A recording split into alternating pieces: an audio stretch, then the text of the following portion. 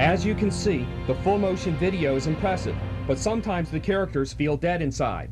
Renoa's eyes aren't lively enough, and Squall's face shows no character. If you think Squall looks young, check out Zell, the ultimate geekazoid. Look how he smiles right into the camera. Can you get any cheesier than that? In the late 1990s, Final Fantasy was reaching new heights in popularity. 7 remains as the most iconic entry in the series, 8 pushed that game's formula further, and 9 concluded the PlayStation era by returning to more traditional fantasy theming. In fact, Final Fantasy VII was the PS1's best-selling game except for the original Gran Turismo, so Square was undeniably swimming in cash.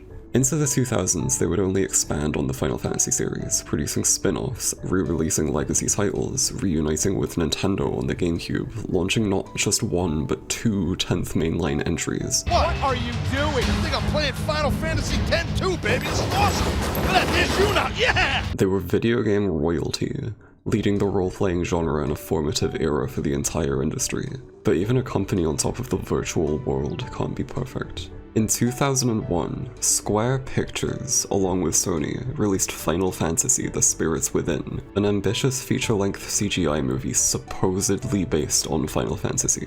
Directed by series creator Hironobu Sakaguchi, this movie has very little in common with his franchise, ignoring all the diverse and interesting locales, stories, characters, and settings of his games, and instead starring a host of average people in a boring sci-fi scenario. I have no idea what compelled anyone involved to take this direction, but it led to its massive budget going to waste as the company lost about 16.5 billion yen after its release.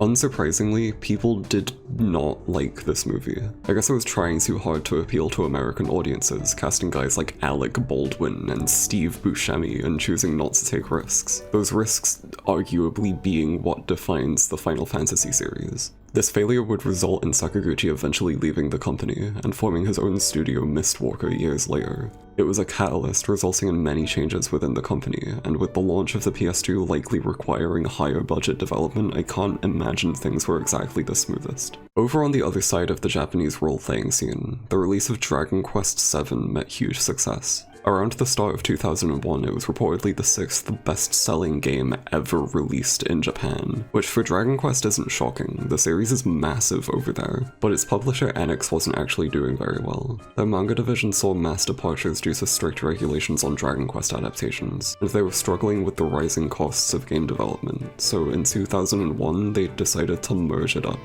Their choice was between Namco and Square. Square was already working with them for something called PlayOnline, which would provide the service for an online Dragon Quest title. Dragon Quest really was a massive deal, and they saw potential in online play as the future of video gaming. It would be lucrative for both companies. Probably. I don't know, I'm not Mr. Monopoly. The merger was delayed a little bit though, due in part to the drastic failure of The Spirits Within, but in 2003 the two would finally merge after the proven success of Square's PS2 output. Mainly Final Fantasy X, but also the online Final Fantasy XI, and an action-adventure game called Kingdom Hearts.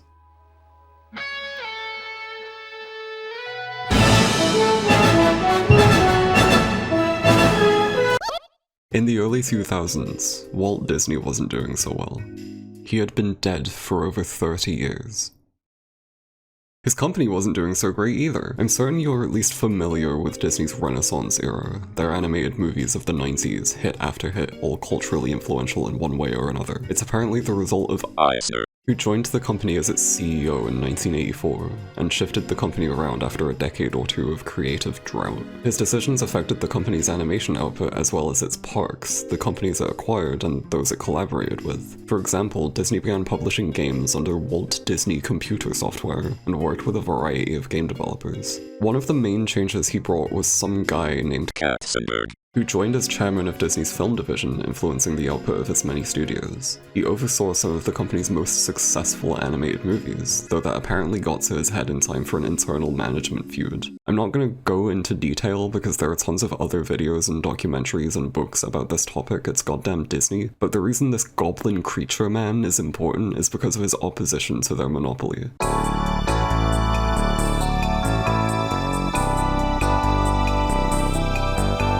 In 1995, Disney would release Toy Story with Pixar. During this time, Katzenberg kicked himself out and founded DreamWorks, which sought to rival Disney with its own animation studio. After Toy Story, they would follow Pixar's trail and release Ants, which was meticulously produced to rival the same exact idea Pixar had with A Bug's Life. If you ask me, neither movie was really that great, but it demonstrated that DreamWorks was in it to beat Disney, whatever it took. This conflict would materialize in the release of Shrek in 2001, the final blow to Disney's winning streak that mocked all their beloved fairy tale tropes with an intentionally ugly art style and a villain literally modeled after its CEO. And I love Shrek. Shrek is a really good movie, but it's a seminal stepping stone of Western animation built on the spite and regret of a former Disney chairman. It signified a cultural shift, that Disney wasn't cool anymore, that maybe Disney was never cool, that they were out and DreamWorks was beating them to the punch by just kind of being sloppier and less prestigious. While successful with their traditional animated films, Disney definitely struggled from an image problem when it came to being hip and relevant during their renaissance. I think this is mainly due to the strict rules instated by their tradition, that their movies couldn't push many boundaries. There's no way a company so concerned with their friendly image could balance that out with modern culture. The 1990s is known for its sarcasm, its gross-out humor, its Nickelodeons and such, which Disney never really partook in. Their attempts to connect to the new age included a Goofy movie, which is basically one huge reaction to the MTV generation. Taking a break from the MTV generation, huh? Can't say it's a blame. And the distribution of technology-pushing efforts like Toy Story. But embracing new trends in any capacity only meant the downfall of Disney's comfort zone. Attempts to catch up were accentuated by Eisner's effort in expanding and diversifying the company's practices, which is why I don't think the release of Shrek was much of a threat to Disney's existence, merely their established brand. It almost seems like they were bracing for this impact. Their reach had expanded with the purchase of the ABC network. They had the mature film division Touchstone. They met huge success from a deal with Pixar, and in an ultimate attempt to appeal to the teens, they revamped the Disney Channel. Everything they did was, even mildly, a departure from the well-understood image of Disney, which the actual guy named Disney still working at the company didn't like. Roy E. Disney would leave in 2003 due to disagreements on how the company was being managed, symbolizing the end of an era. The Renaissance apparently ended with the release of Tarzan, or maybe it was Dinosaur, or Fantasia 2000, or The Emperor's New Groove, or Treasure Planet. Whichever it was, a streak of success turned into a streak of mediocrity, and the animation division was in a slump just in time for Shrek to take over. The commentary was probably overlooked by most audiences and instead viewed as a sort of homage, but the film's mere existence was a tangible threat to Disney's popularity. And yet, despite everything, their movies were still beloved, and home media releases certainly helped. Alongside a plethora of direct-to-video sequels was a plethora of merchandise and lasting brand recognition. Disney's media empire would not die. Their animation studio was just having a little snooze. I really want you to understand that this company is not anyone's friend. They've always been skeevy, their reach has never ceased, and it's only gotten worse as time goes on. I want you to consider Disney, not the guy, not the brand, but the faceless corporate entity, as I investigate the question that's plagued my mind for some time now. Why did they buy out the Muppets? What does Kingdom Hearts mean to them? When it came to video games, Disney's movies could live on as interactive experiences further enhanced by rapidly improving technology. Games often get marketed to kids, but a lot of games were beginning to appeal to more diverse crowds. Some of the best-selling PlayStation games were realistic or cinematic experiences like Metal Gear Solid, Tomb Raider, Tekken, Gran Turismo, and Final Fantasy. If Disney wanted to have a lasting presence in this market with their interactive label, would they need to follow suit? Maybe they could collaborate with one of these studios to establish relevance in a growing industry. Maybe it could contribute to their legacy while also expanding their reach. Or maybe they just make games for kids. I don't know.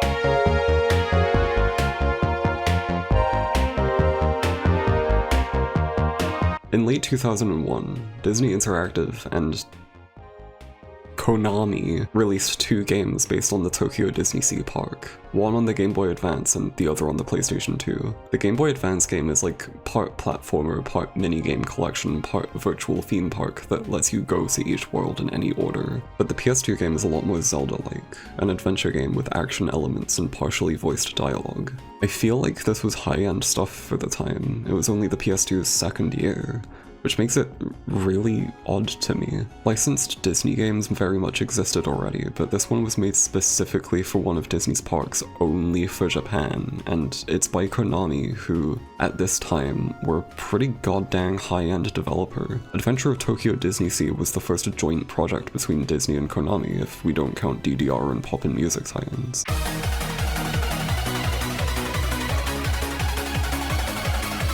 Disney was no stranger to collaborating with Japanese developers though. A lot of their most famous licensed games were from Capcom. Sega had developed Castle of Illusion on the Mega Drive, and technically the very first Disney video game was a Mickey Mouse Game & Watch handheld from Nintendo. As I said, Disney was accustomed to marketing these games for kids, but possibly saw potential in more serious markets. Adventure of Disneysea doesn't seem like it was trying to appeal to a serious crowd, it's more like a Wind Waker than a Metal Gear. But it was a sort of unprecedented release, and perhaps answers my question of why Kingdom Hearts ever got approved. I guess it could be because Disney was already investing in big games from major studios like Adventure of Disneysea. It's a distinctly original game, it has an original protagonist and everything, while featuring established characters just like Kingdom Hearts. It's kinda sorta the same formula, but maybe I'm thinking too much about this.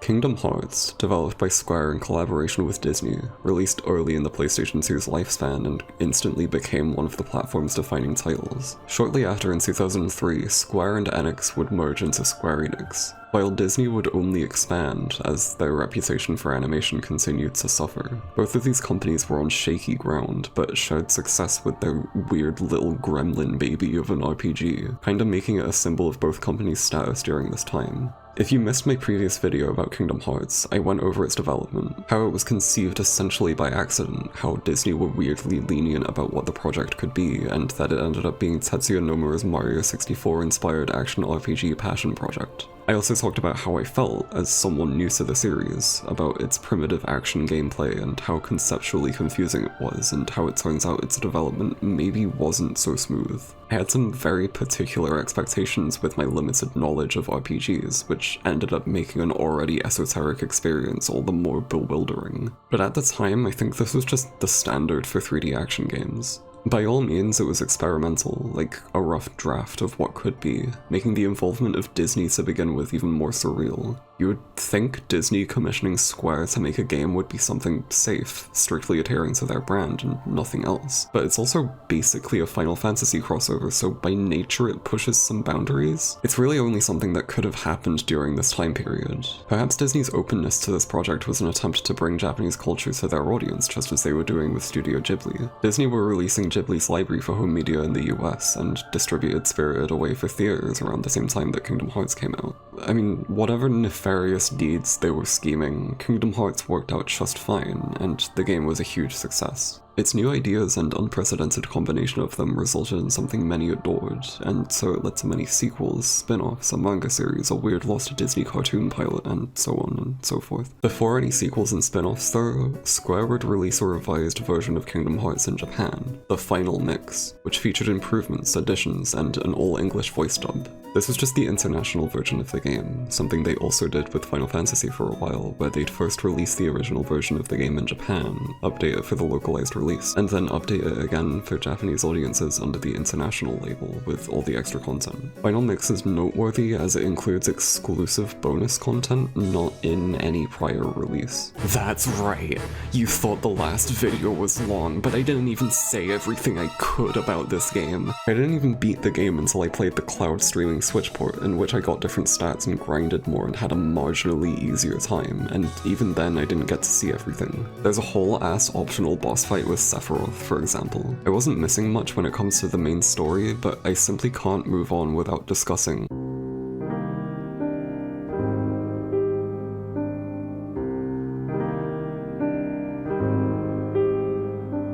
In the original Japanese release, there is no secret ending. In the original international release, there is a secret ending, and in the final mix release, exclusive to Japan until the later HD remaster, is an additional secret ending named Another Side, Another Story Deep Dive. Both endings require different conditions to be met, so it's possible to get one and not the other. There's no way I'm getting either, because I stink at this game, and you need to practically 100% it for these endings. So I just watched both on YouTube. Alright, this is my live reaction to the secret endings from Kingdom Hearts Final Mix. I just got done finishing the main story, but I didn't unlock either of these, so I'm just watching them now, and I thought it would be important since I'm about to move on to the next game. So here we go.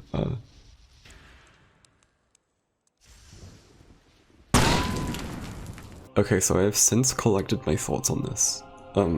I believe it is the rawest shit that I have ever seen.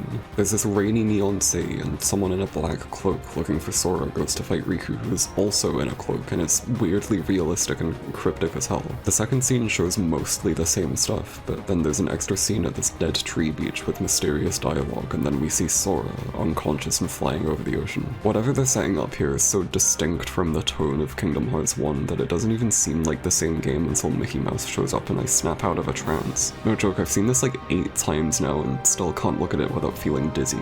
Of course, I can just tell you now that, yeah, this is a teaser for Kingdom Hearts 2, there's no confusion there, but it's honestly hard to imagine how they could follow up on the first game in terms of the actual plot. I guess I should just play it to find out.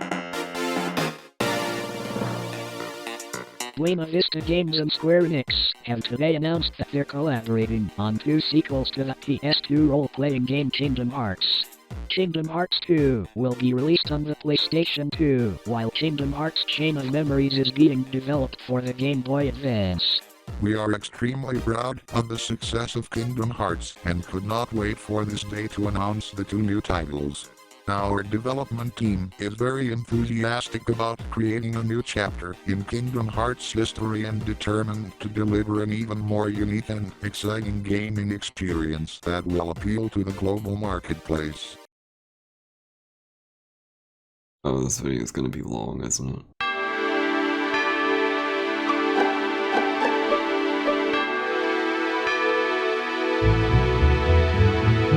I'm only on the second game and this series is already confusing for outsiders. Instead of following up with just Kingdom Hearts 2, Nomura responded to a demand for Kingdom Hearts on the Game Boy and laid the story out in such a way that this Game Boy version would actually be a sequel, set after 1 and leading into 2. Let me be clear, Kingdom Hearts 2 is actually the 3rd Kingdom Hearts game. Chain of Memories is not a spin-off, it's a mainline entry in the series. Fans of the original game were anxious for a continuation of the story, and I guess this next title was meant to hold them off until 2's eventual launch. The plans for Kingdom Hearts 2 were around since the time when Kingdom Hearts Final Mix wrapped production. I heard a story that kids wanted to play Kingdom Hearts in the Game Boy Advance. It also seemed that there was a similar demand overseas, so I thought that it had to be created. The plans for the Game Boy Advance game were thought over while talking with Disney about Kingdom Hearts 2. All the mysteries from Kingdom Hearts will be answered in Kingdom Hearts 2 by design. Ha ha ha. To allow for 2 to be developed simultaneously, Chain of Memories was actually made in collaboration with Jupiter, who you may know for Picross S, Picross E, Picross X, Mario's Picross, Mario's Super Picross, Picross DS, Pokemon Picross, Club Nintendo Picross, My Nintendo Picross The Legend of Zelda Twilight Princess, Sanrio Picross, and Disney's Party for the Game Boy Advance. Quite the lineage. One major benefit of Kingdom Hearts coming to Game Boy is the sick-as-hell system variant released alongside the game. If you thought that Tribal Tattoo Mario was cool, get a load of this thing. I mean, holy shit, man. So last time I looked at magazine reviews of the first game, but since this is a Game Boy game, the best I can do is contemporary promos and TV coverage. See, Nintendo Power is a magazine, but it's also for kids, so the coverage of games is less promotional review-y and more strategy guide. If we want to get the real skinny lowdown scoop, we'll have to check out some other formats like Reviews on the Run, the show I mentioned last time in regards to the reception of Kingdom Hearts 1. Of course, Kingdom Hearts 2 is coming very soon, but in the meantime, Square Enix has Kingdom Hearts Chain of Memories for the Game Boy Advance. If you're a fan of the PS2 game and you have a DS or a GBA, you owe yourself to take a look at Kingdom Hearts Chain of Memories. I'm giving it an 8.5 out of 10. I probably would have given it a bit of a higher score if it was just straight action adventure, hack and slash gameplay. I have a little more fun with that than the cards. I trust this guy. I mean, he's saying this as a fan of the first game, and I'm very mixed there, but I imagine the game has something good going on if he's into it. 8.5? That's basically a 9.5 in today's economy. I could look at other reviews from the time, both online and in unofficial Game Boy magazines, but I don't want to spoil myself too hard here. I'm going in blind. No need for reviews or guides or articles, man. It's time to do it raw.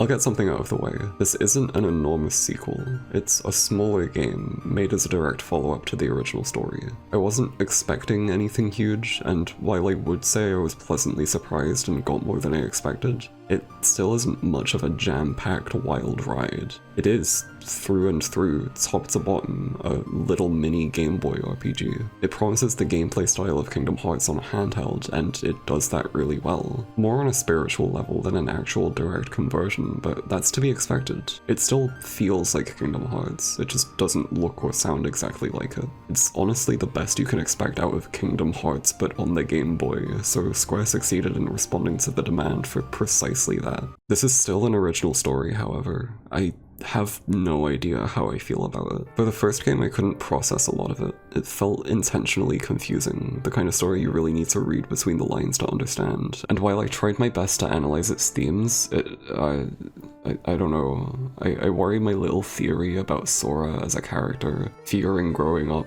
losing his friends, and seeking emotional refuge via nostalgic cartoon worlds isn't entirely accurate, and my doubt only increases with this next entry. In the end of Kingdom Hearts 1, Riku is sealed behind the doors to darkness, and Sora doesn't even reunite with Kairi. The ending itself is left open, as the main party just kinda runs into a field for their inevitable next adventure. I can interpret two things from this. Sora overcame his feelings and moved on, or he's still chasing that same emotional refuge. Why I'm a little confused on whether any interpretation I have on this is true is because Chain of Memories is entirely dedicated to reliving the events of the first game. Of all directions I expected that ending to take, this was not one of them. It implies something horrible about Sora, that he's stuck in the past and can't grow out of it. Maybe he's self-reflecting, maybe these cloaked guys are trying to help him, I don't even know. Ignoring my silly MatPat-ass game theory though, rest in peace. The actual story of the game is that Sora, Donald, and Goofy venture out in this weird barren field to arrive at Castle Oblivion. This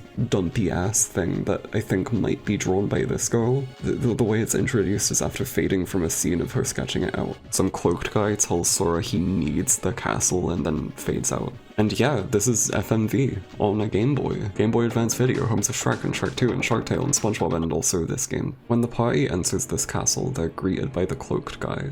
To explain that this is a new RPG and Sora can't have all his abilities from the first game, the castle apparently removes all his memories of those abilities. Apparently Riku is in this castle, so that's messed up. How'd he get out of that big door? Sora's memories of his last adventure have been converted into cards. This covers everything from worlds you can visit to abilities you can use in battle. Clearly these cloaked guys are in full control of his memories, which brings into question if Sora even has control over this story. I thought it was all made up by him, but if these guys can just yoink and manipulate his past, then what the hell are they meant to be?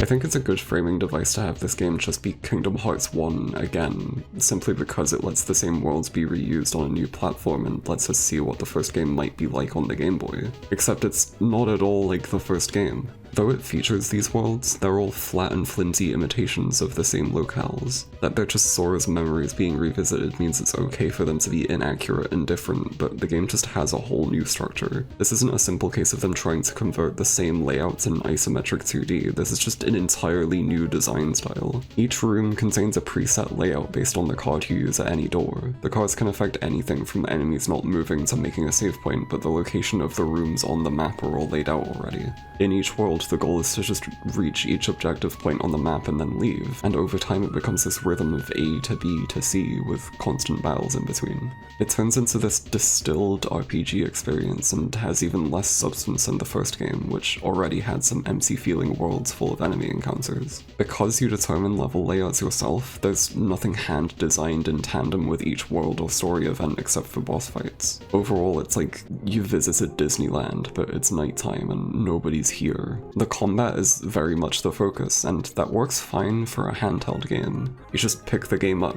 battle some enemies, clear some rooms, see a story event, fight a boss or two. It's incredibly simple and exceptional pick-up and play material. For the Game Boy Advance, this is still a very meaty RPG experience with a combat system that's very different but feels the same as Kingdom Hearts 1. The system itself is based on cards, but it's not really a card RPG. Each card is just a combat move you select. Card management works much like the ability points of the first game. You can create your own set of moves that all take up a certain amount of card power, a stat that you can increase as you level up. But because of the combat UI's layout, you also need to consider the order of your cards to reduce the amount of time you spend fiddling around scrolling through them with L and R. Finally, you also have to consider the strength of your cards, as lower numbers are more likely to be broken by higher numbered enemy attacks. This doesn't entirely matter for the first half or so of the game, but later it becomes an issue if you're not carefully strategic about it. The thing is, you can stack several cards for even stronger moves by pressing both L and R at the same time, which is another factor you'd want to consider when ordering your cards, but also something I genuinely forgot about until way too late into the game. See, I started playing Chain of Memories right after I released my first Kingdom Hearts video in late April,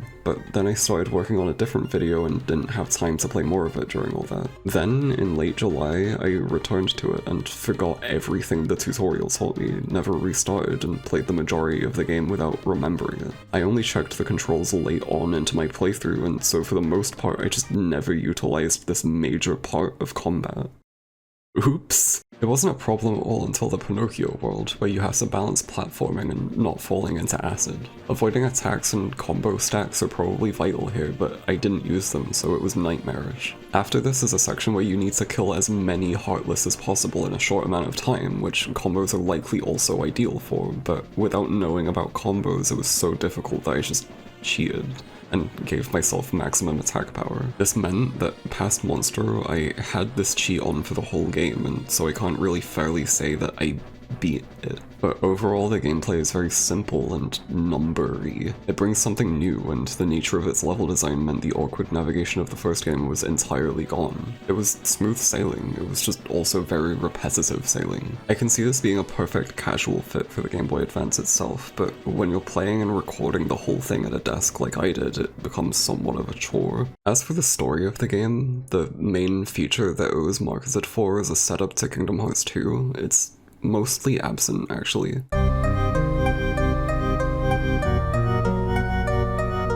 The stories of each Disney world are all repeats of the first game, which were repeats of their respective movies, so you aren't getting a ridiculous amount of value there. The difference is that Sora remembers everyone, but they don't remember him, so there's a lot of I know you, I don't remember you, but okay. Worth noting is that this is the first time Cloud Strife ever appeared on a Nintendo platform. I just think that's neat. The actual story is centered on what's happening around these worlds in Castle Oblivion. Our main guys forget more and more over the course of the game, and Sora's own memories get warped and twisted into believing Kairi is actually this girl called Namine. To sum things up, she's the one who can control memories, and these hooded guys, the organization, are using her for some nefarious scheme. The organization is made up of Axel, Larxene, Vexen, Lexaeus, Zexion, Gex, and the final boss villain guy of the game, Marluxia. Riku's also here, who acts the same as in the first game, but just as a weird ghost puppet so the organization can toy with Sora's feelings, I guess. This poor boy. Honestly, a lot of this game's story is a blur to me.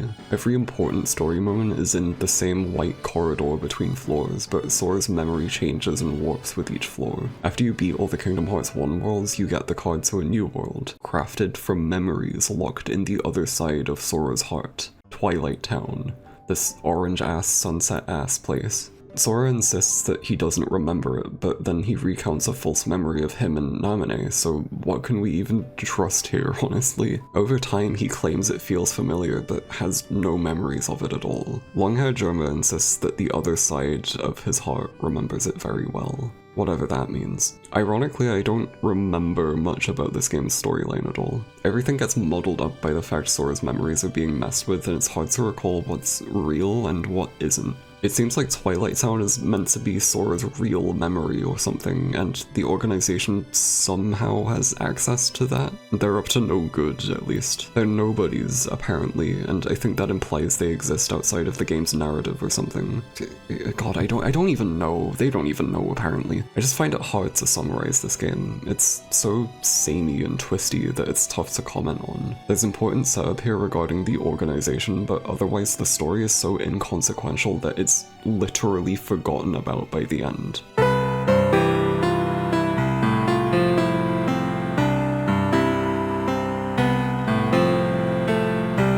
By the end of the game, it gets confirmed that this Riku is actually a fake, a phony, a fabrication, etc. Namine also confirms that she never knew Sora, so even if Twilight Town might be a real memory, she isn't part of that. The organization kept her locked up to mess with Sora's memories and become vulnerable enough so that they could yoink him and his Keyblade for whatever nefarious deeds. Sora still has the power of friendship on his side, so he fights Marluxia to end all these shenanigans and let Namine restore his memories. But the method of restoring Sora's memories involves removing those made in the castle. Every event that took place in this game will no longer be remembered by Sora or any of the main party. This is why I still haven't recapped everything, because it largely gets dropped. The most important event is that each organization member we meet is pretty much dead by the end. Sora suggests that he may still remember Namine later on, and Jiminy Cricket makes a note to thank her later, but ultimately they all get shoved into memory eggs. The credits roll. This is how the game ends. They even managed to cram a super compressed Simple and Clean in here.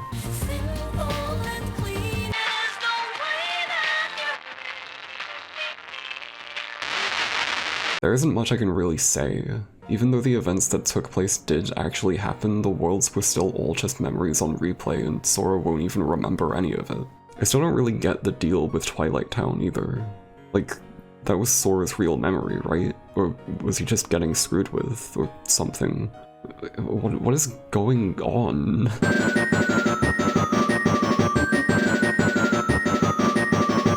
There is also a Riku campaign. Turns out Riku was actually in the castle the whole time, separate from the fake that was created, and this campaign details what his deal is and why he's here. It's more challenging and about half the length of the regular campaign, and because of how this game's cheats work, I couldn't actually cheat this time. It was a fun challenge, but the story is really why this is important. After Sora sealed the door, some funky stuff happened, and Riku's woken up here now in a void. He doesn't remember what happened, and he's in the same situation as Sora. Mysteriously, he's ended up in this castle and has to relive his memories of the events of Kingdom Hearts 1, but because he was taken by the darkness last time, all he relives are negative memories. So there are no characters in these worlds except for the forces of darkness and evil, meaning it's just enemies and boss battles. You no longer have the ability to sort your own decks, as the game gives you preset ones to work with per world. I kind of prefer this, actually. Ansem haunts Riku as he goes and gets help from Michael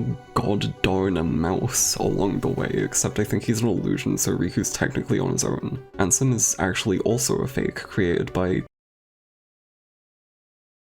some guy with belts covering his face. He tells Riku to go find Namine, and he encounters the fake Riku from Sora's campaign, and this is where I got stuck. I'm so sorry, I looked up the ending again. This game's balls hard.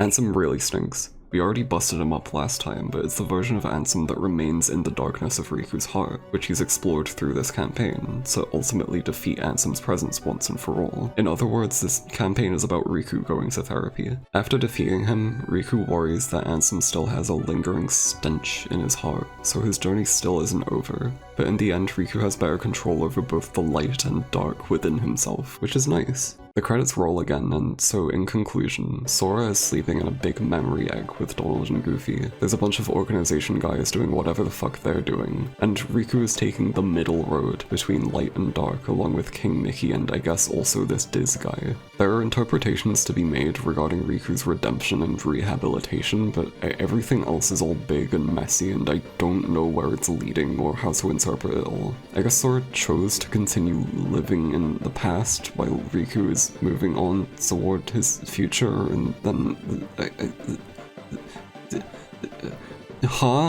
I knew this game was going to set up plot points for Kingdom Hearts 2, but I didn't think so much would change. I assumed this would just be a couple characters being introduced with Sora on another journey for them to reference later on, and not so eventful for what is, on the surface at least, a side game. It's such a perfectly obtuse thing to do with a Game Boy spin-off of the PS2 game, but it's still a very different experience and I wouldn't blame you for skipping it. Especially since the only version included within the 1.5 collection is the awkward 3D PS2 remake. It's very much a handheld game, but it's maybe not what people wanted out of a portable alternative. It's very well built despite that, but it's 2D. This released in 2004. People hated 2D games in 2004, apparently. While the 3D capable PSP and DS were on their way, handheld polygonal games weren't the most common or accessible. Attempts were made, like a number of rough 3D Game Boy Advance games or the low-res mobile phone hybrid Nokia N-Gage having ports of like Tony Hawk and Tomb Raider, but none of these attempts were particularly successful. If you wanted 3D Kingdom Hearts on the go, you'd need to wait until the later DS and PSP games. Wait, what do you mean? What is that? We have heard that in America, there is a Kingdom Hearts being developed for the mobile phone. There are quite a few things concerning that. Officially, it has nothing to do with the original Kingdom Hearts. It's completely different. The title is Kingdom Hearts. Sora makes an appearance, but the story has nothing to do whatsoever with Kingdom Hearts, Chain of Memories, and Kingdom Hearts 2, since Disney is designing it.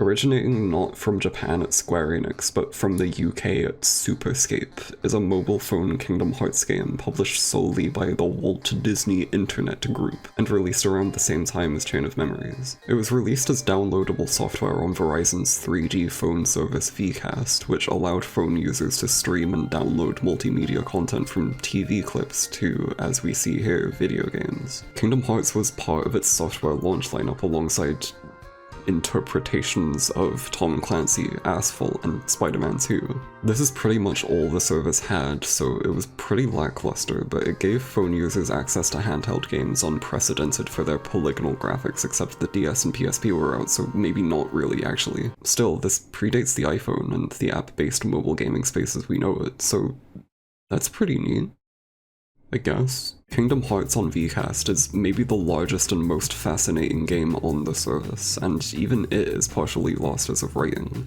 It was released in chapters, so some of those chapters are lost to time due to the closure of VCAST, while others are archived online. Not helping is that this game was subscription-based. While it's unlikely that any users of the platform still have their old 2005 Verizon phones, it's even less likely that they bought into this bonus $5 subscription on top of their 3G phone plan. Downloaded every chapter on their phone's probably heavily limited storage space, and kept that all in the time since. It's a game destined to obscurity, but at the time, since the property was such a fresh get for Verizon, they hyped it up like it was the future of games as a medium, making it out like this is some never-before-seen super graphical mega game, when the actual game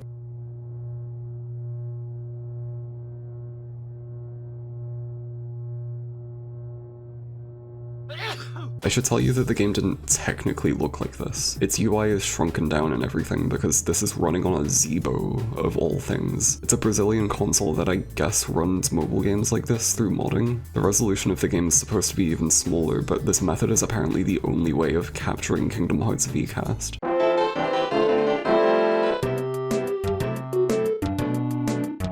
While I love the junky, stinky, early 3D look of Sora's pointy polygonal face and the low-resolution textures he runs across, the game looks like it has some demonic controls. Sora moves with tank controls, and you'd likely be playing on a dinky keypad. It is incredibly novel, however, and seeing the attempts of British developers to adapt this still new PS2 game to a far less capable platform is seriously fascinating. You get this bleepy-ass title music, barely any recognizable environments, character designs that don't fit the original game at all, stock sound effects, a RuneScape-ass soundtrack, a UI that looks like you're navigating macOS, and the characters that are from the first game are just ridiculously low poly. I'm literally just skipping through footage here, but I think the plot is that Maleficent kidnapped Goofy and Donald so Sora has to save them, and when you reach Maleficent's castle she steals your Keyblade?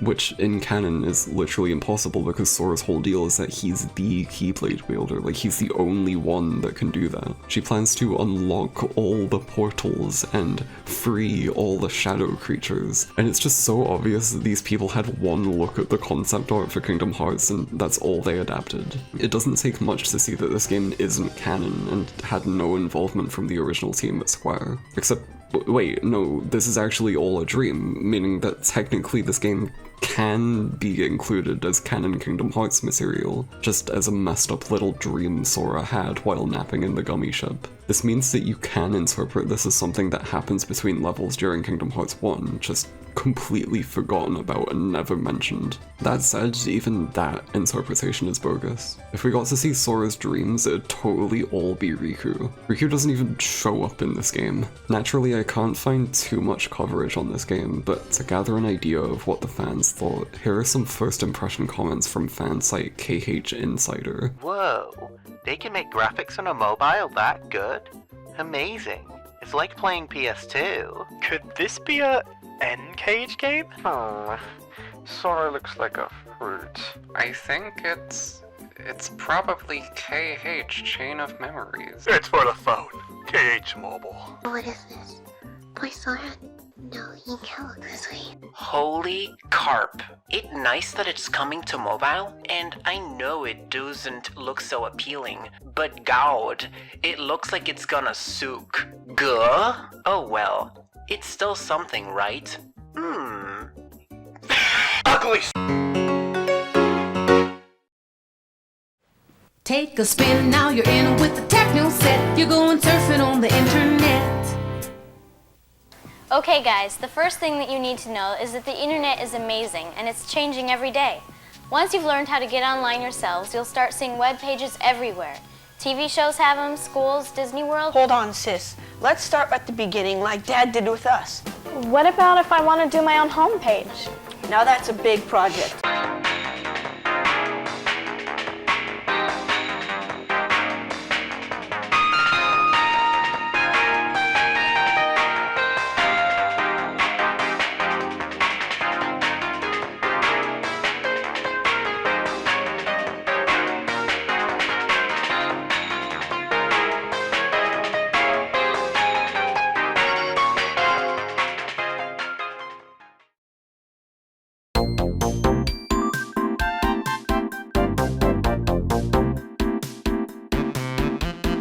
I've talked about it in the past, but growing up, the PS2 dodged me by a mile. I was playing tons of games, but that console was simply before my time, and so was the culture surrounding it. Something I find interesting is how PlayStation has essentially grown alongside internet culture, making waves in the 90s before steadily becoming more ubiquitous in the 2000s, ready for whatever the fuck happened in the 2010s. I'd say the rise in online connectivity coincides with the rise in Final Fantasy's international popularity. The net just had the same kinds of freaks that would be into the series, and word most certainly spread through forums and fan sites. Kingdom Hearts would release, and it quickly gained its own audience of internet freaks, an audience I believe is important in understanding just how much reach this game had, as well as how people anticipated its sequel. Between 2002 and 2006, a lot about the internet would continuously evolve, and I think the Kingdom Hearts fanbase provides a perfect slice of an integral period for web culture. The internet is a lot of things, but I think it especially shows its significance in the Kingdom Hearts generation.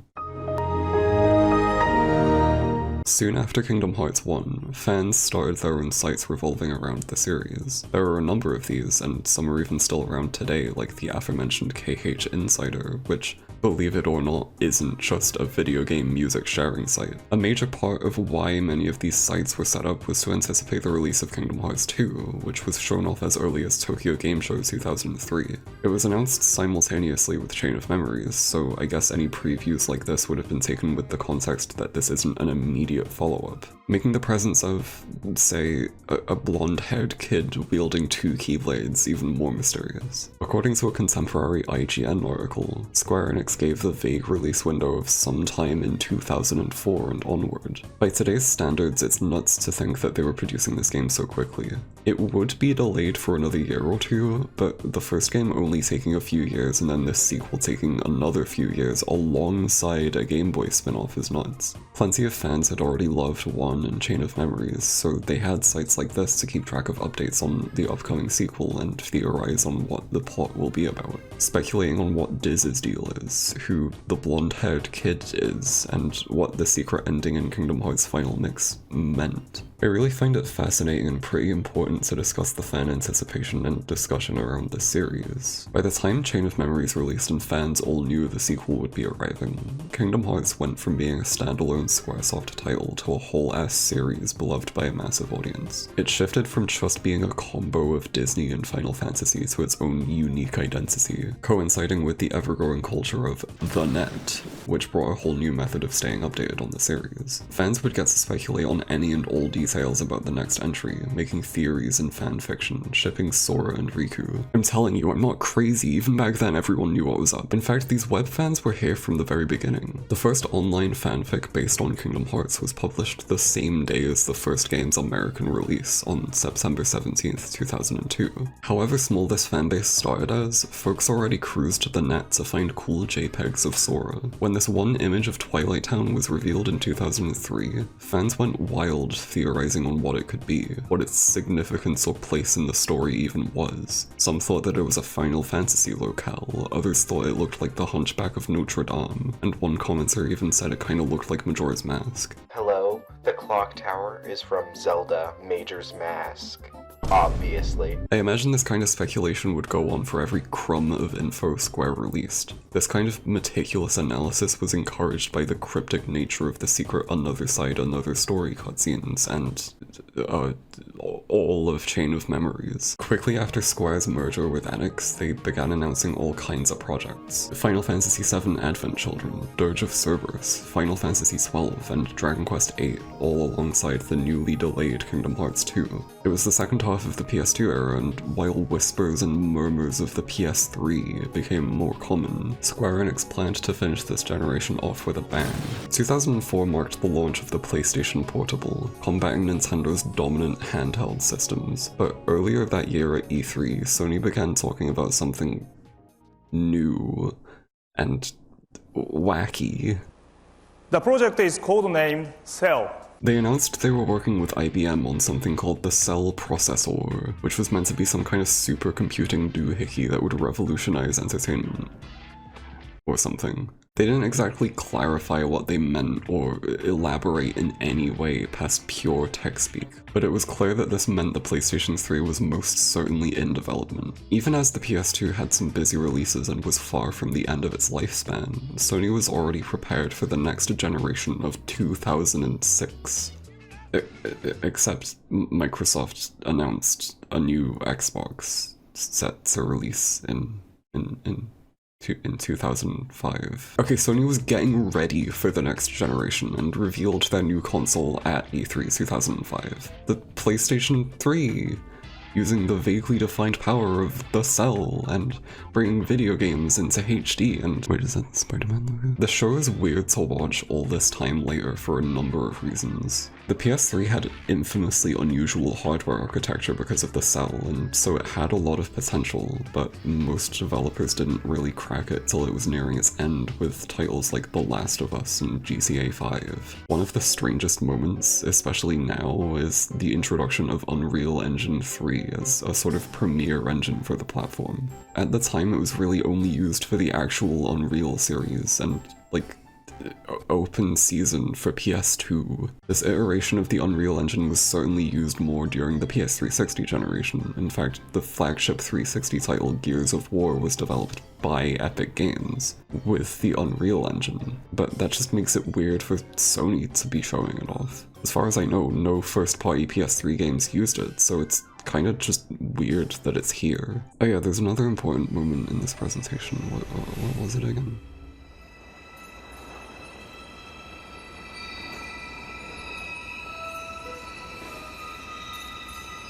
Oh, alright, see, Square Enix had a number of PS2 games releasing, but they had to support Sony's next console somewhat. So they showed something that would haunt RPG fans for years. Something to showcase the ability of the cell, like everything else at the show, but also something that quite literally showed us the future of video games. The Final Fantasy VII tech demo. This recreation of the opening cutscene from the original game, running supposedly in real time on the PS3, that got everyone hyped for a game that wouldn't be releasing. It got people to hope for a remake of Final Fantasy VII, amid a whole bunch of other projects like Dirge of Cerberus and Advent Children and the upcoming PSP game Crisis Core, all of which Kingdom Hearts McGee over here was involved with. Now, I know what you're probably thinking, and yeah, you'd be right, that Goblin's bar sign is typed in Comic Sans.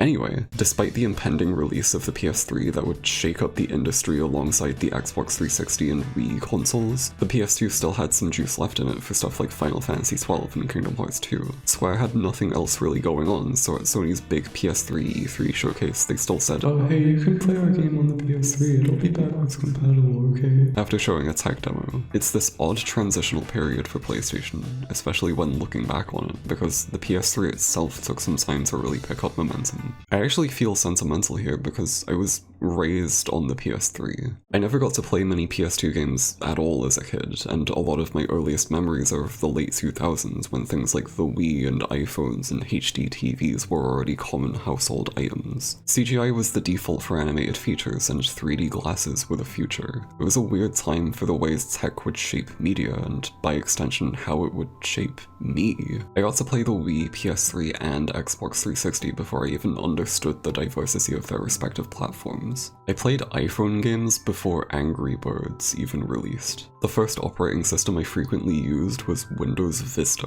YouTube would launch in 2005, so a lot of my early memories are of watching videos on there. Basically, fan-made AMVs posted on YouTube from before Kingdom Hearts 2 released are the coolest things ever and also a perfect time capsule. The culture of Kingdom Hearts is legitimately massive in scale. It spans across so many demographics, present during a turbulent era for tech and media, and most importantly it's based upon the legacy of one of the world's largest entertainment companies, which just makes it weird that it's so chunky and inaccessible. I'm beginning to understand why people love this series, but I just talked about two games with gameplay inconsistently varying everywhere from great to mediocre to upsetting. I feared that the series is just built this way, that maybe the sequel won't address the problems I had with the first game, but I wouldn't know until I actually played it, so it's finally time to talk about Kingdom Hearts 2.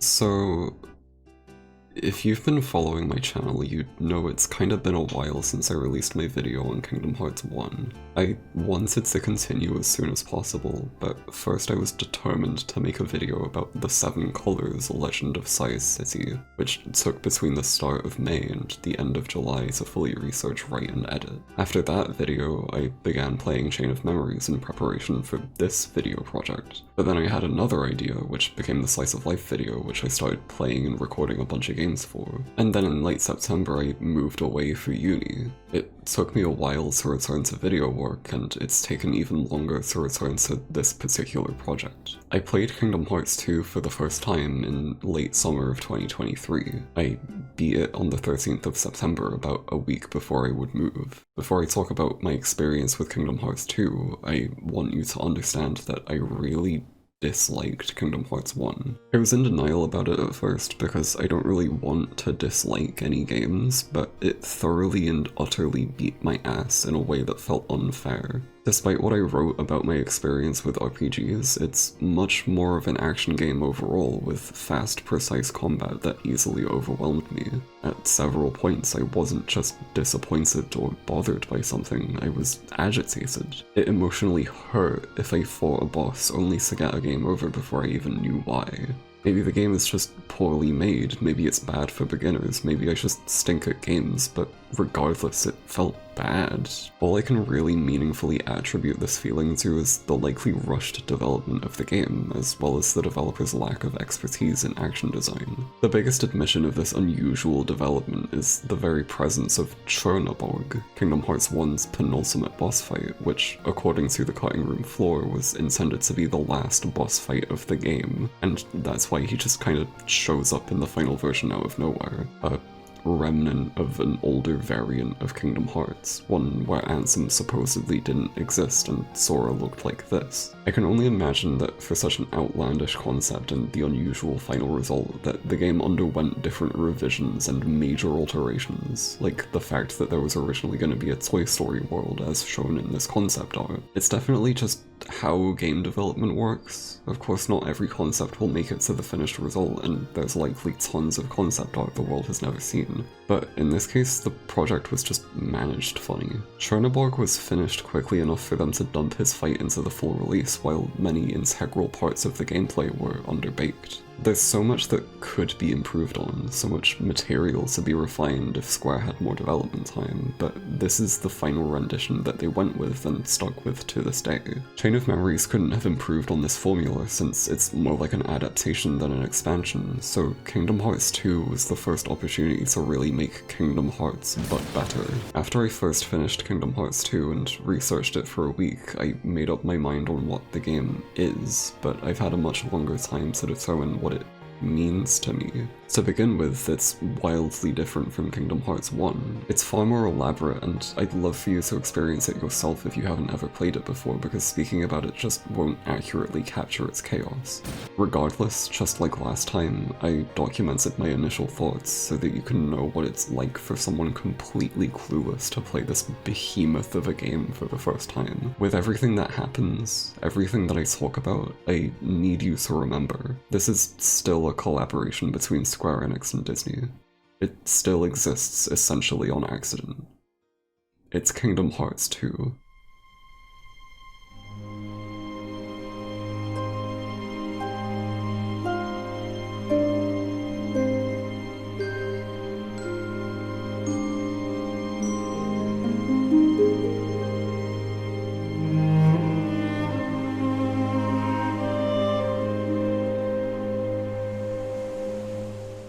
The title screen for Kingdom Hearts 1 was great at setting a mood, and 2 manages to do it even more gracefully. The music has been rearranged, and for me it began an emotional streak of excitement for what this game could hold. Combined with the artwork, it's beautiful and mysterious all at once, and then an opening credits sequence starts playing, which shows a bunch of what happens in the main game, and so I had to shut my eyes, but the music still rules. Once I felt ready, I began a new game set to the standard difficulty, and then the intro movie started to play. A scattered dream that's like a far-off memory. A far-off memory that's like a scattered dream. I want to line the pieces up.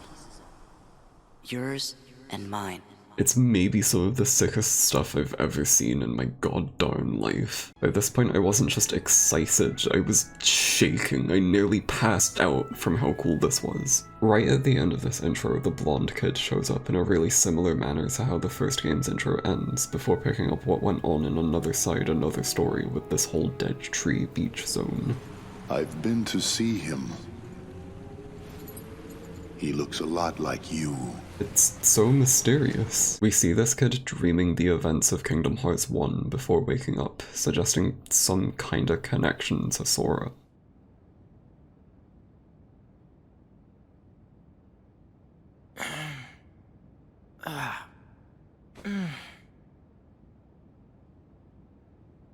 Another dream about him. The kid's name is Roxas. and he's a rapscallion, a youngster hanging out with the local riffraff for the summer. So this is one of the few things that I know about this game, that the opening sequence is long, and a lot of folks talk about it to the extent that it's infamous for its length. The entire prologue is almost entirely unskippable tutorials and long cutscenes. This may account for a portion of the fan hatred for the prologue character, Roxas.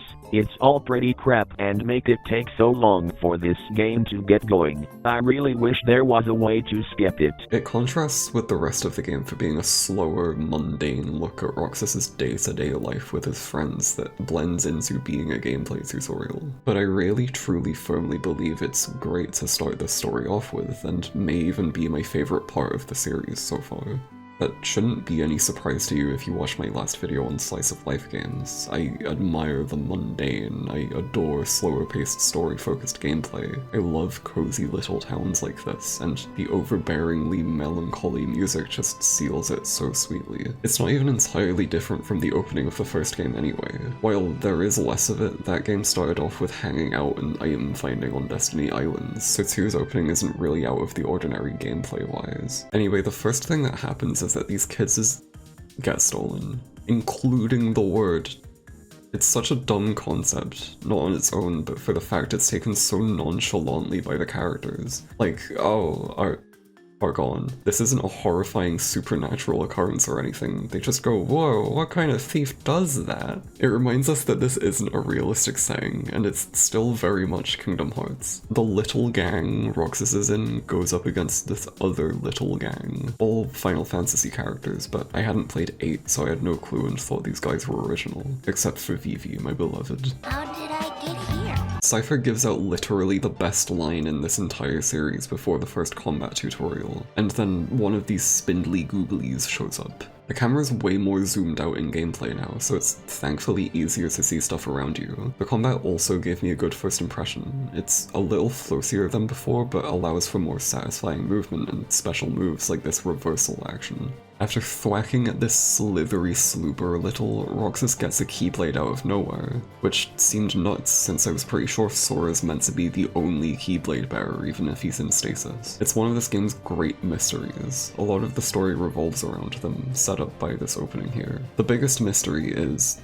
basically, who is Roxas meant to be?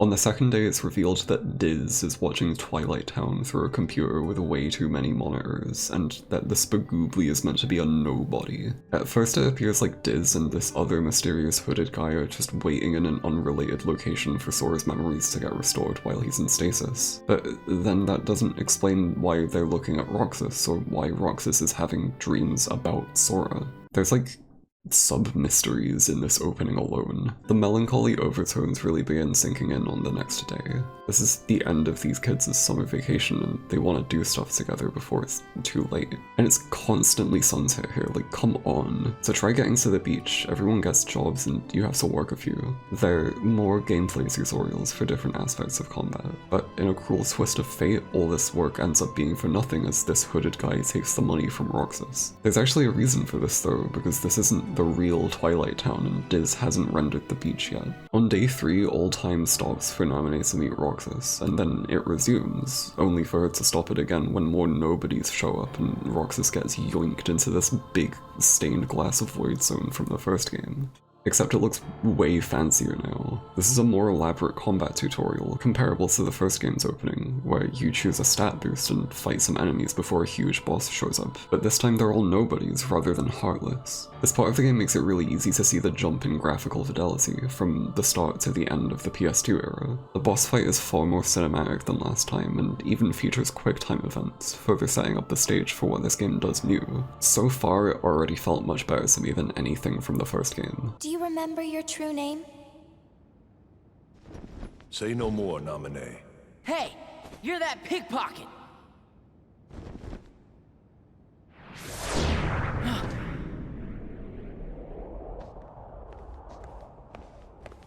On the next day, the kids take part in a struggle tournament, joined by some fancy villainous scoundrel who I later found out is from Final Fantasy VI. This was the first moment where I equipped my abilities. This game has a bunch of new ones, and aerial recovery is one of the first you get, and it's also the best one. It's really good. It's really good. After a few matches, time pauses once again so more sloppy Davids can show up, followed by Axel from the organization. I forgot to mention this, but in Chain of Memories, Axel is the only organization member who didn't die. He escaped the castle after trying to save Sora for some reason. Apparently he knows Roxas and tries kidnapping him from this supposed creation. All while Roxas is kinda just confused about what's happening, much like any player. This starts another mini-boss fight with Axel, a fight I found decently challenging, before Diz intervenes. Except Roxas just doesn't know who either of these guys are and gets overwhelmed right before time returns to normal.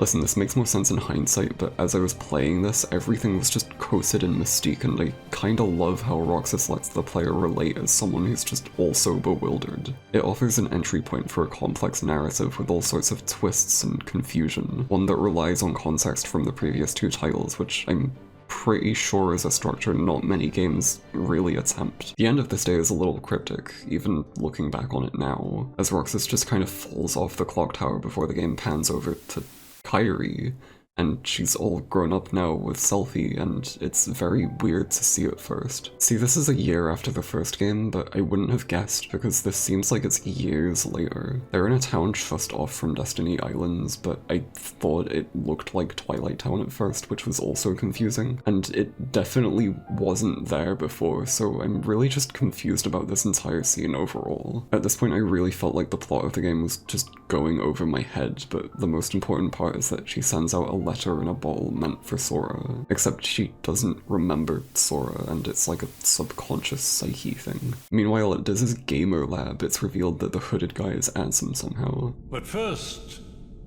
perhaps you could tell me your true name.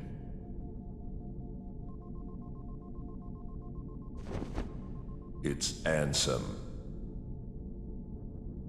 Diz just laughs at this because he's played Kingdom Hearts 2 before. After this, we get a first look at the organization's little baby high chair room. Another subplot to follow that appears nonsensical at this point, but it's important as the organization wants Roxas for some reason. Day 5 is spent looking for the 7 wonders of Twilight Town, so these kids can write a school report before summer ends. It's another tutorial sequence where you find a bunch of bugs in the Matrix because Roxas is based and red-pilled and no one else gets it, so everyone else is under the impression that the 7 wonders are just bogus. The final one of these wonders is at the mansion, where Namine shows up in the window to psychically tell Roxas about his relationship with Axel, that they're best friends.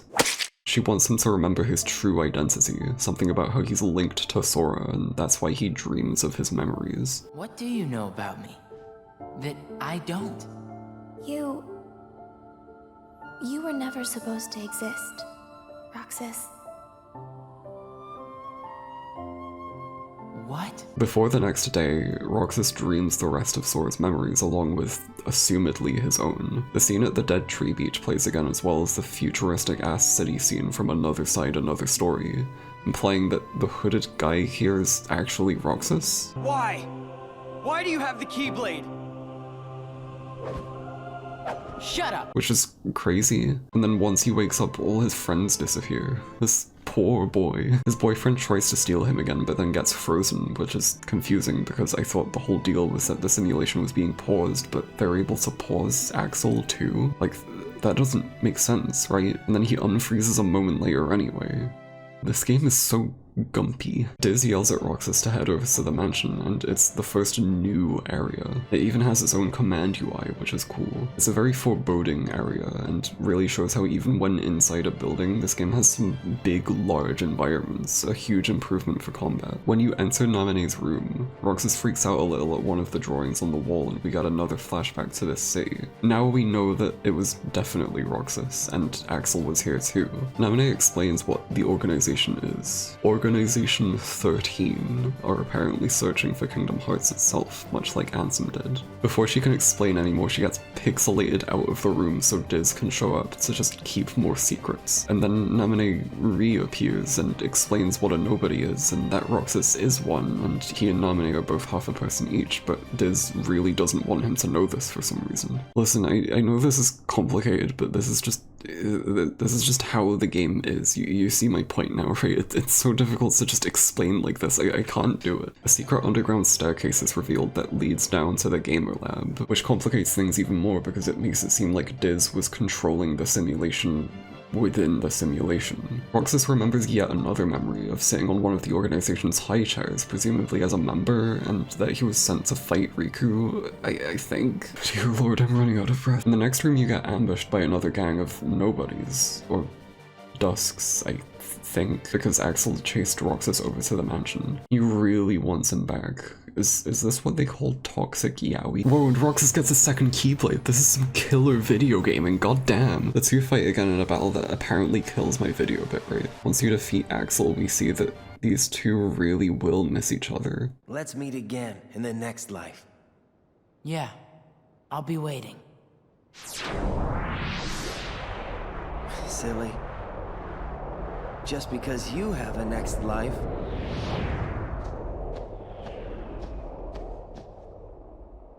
Making what happens next even more bittersweet. Roxas fucking dies. Okay, no, I'm kidding. He stumbles across where Donald and Goofy are being kept before going into Sora's memory egg chamber where Diz is waiting for him. Or, you know, his hologram, I guess. By the way, this suggests that the mansion is Castle Oblivion? I don't even know. Either way, it's finally time for Roxas to return to Sora's heart, I think. And for the prologue to conclude. Sora.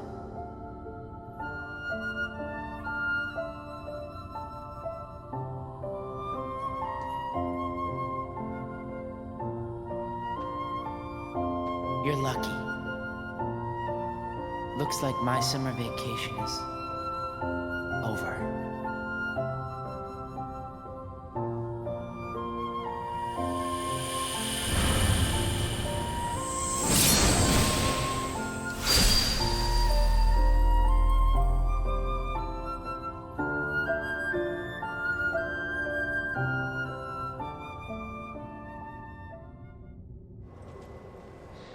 Oh, sick, I got a trophy. On an emotional level, this destroys me. Roxas only wanted to hang out with his pals like an actual person and not a nobody. He wanted autonomy, but ultimately has to reunite with his counterpart and lose that independence. I didn't want his summer vacation to end. You can probably see why I maybe regret playing this right at the start of September. And that was only the first 3 hours of the game. Folks, I was hooked. Ultimately, I worry I'm being a little redundant. I feel like I have to give you context, but the only way to really do that is by explaining every single story moment and commentating on it repeatedly. This game is dense with information, and I'm not really sure how to go about that. Last time I wanted to be honest and detail my own journey through the first game, but this time it's a lot harder to provide that angle because, well, I love Kingdom Hearts 2. It was initially shocking to me after last time, but I think this matches up with the general reception of the series. Kingdom Hearts 2 isn't just a good game, it's one of my favorite games of all time. It's at like number 3 or 4 on my personal top game list, and I only played it for the first time last year. I just fear that I can't accurately put into words why that is. Is it the story? Yeah. Is it the gameplay? Yep. Is it the art direction? Uh-huh. The longer development time this game had really paid off, and now I'm just sat here not really sure what I can add to the conversation. And then I remember this is the kind of game where Mickey Mouse appears in a black cloak with zero context given. This game is dumb as bricks.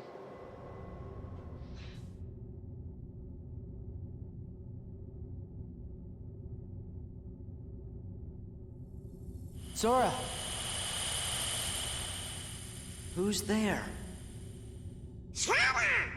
Hey, Kiryu! you? How are you? So you saw the very beginning of the intro movie earlier. It's all mysterious and cool and whatnot, but the first thing I noticed is that Sora sounds old as balls now. I thought he was in stasis in that egg, but nope, I guess he was just sleeping and immediately underwent puberty so he could wake up with a deeper voice and lanky ass legs. My god, he is tall now. His voice actor is still Haley Joel Osment, and it makes sense that his voice would change so much in 4 real life years, but with Sora it's only been 1, which is just another thing to add to the silly list. This scene honestly filled me with joy. Even though I'd just played 2 entire games as Sora, the opening of this one was all Roxas, so I suppose that alone provided enough of a gap for me to be glad to see these guys again. It also validates Chain of Memories' entire existence. Yeah, that game was important. Who would have thunk it? Without it, this whole opening segment would make no sense, even if the main party remembered none of it. They finally find the king, the powerful rat himself, Michael, after following directions from Roxas's pals, which feels like a forbidden crossover. Just the image of Mickey Mouse in a black cloak is funny, but the fact he's suddenly this edgy, secretive warrior who flees the scene and the gang aren't even sure whether it's him, even though it obviously is because look at him, is one of the sillier parts of this game. Sora believes that because the king is here, then Riku must be okay too, so he wants to go look for him because this whole series is a BL story. The gang board the train after being sent off by Hainer, Pence, and Olette. That's their names. Did I forget to mention their names? For a subconscious final goodbye. Hey, Sora? You sure we haven't met before? Positive. Why do you ask? I don't know.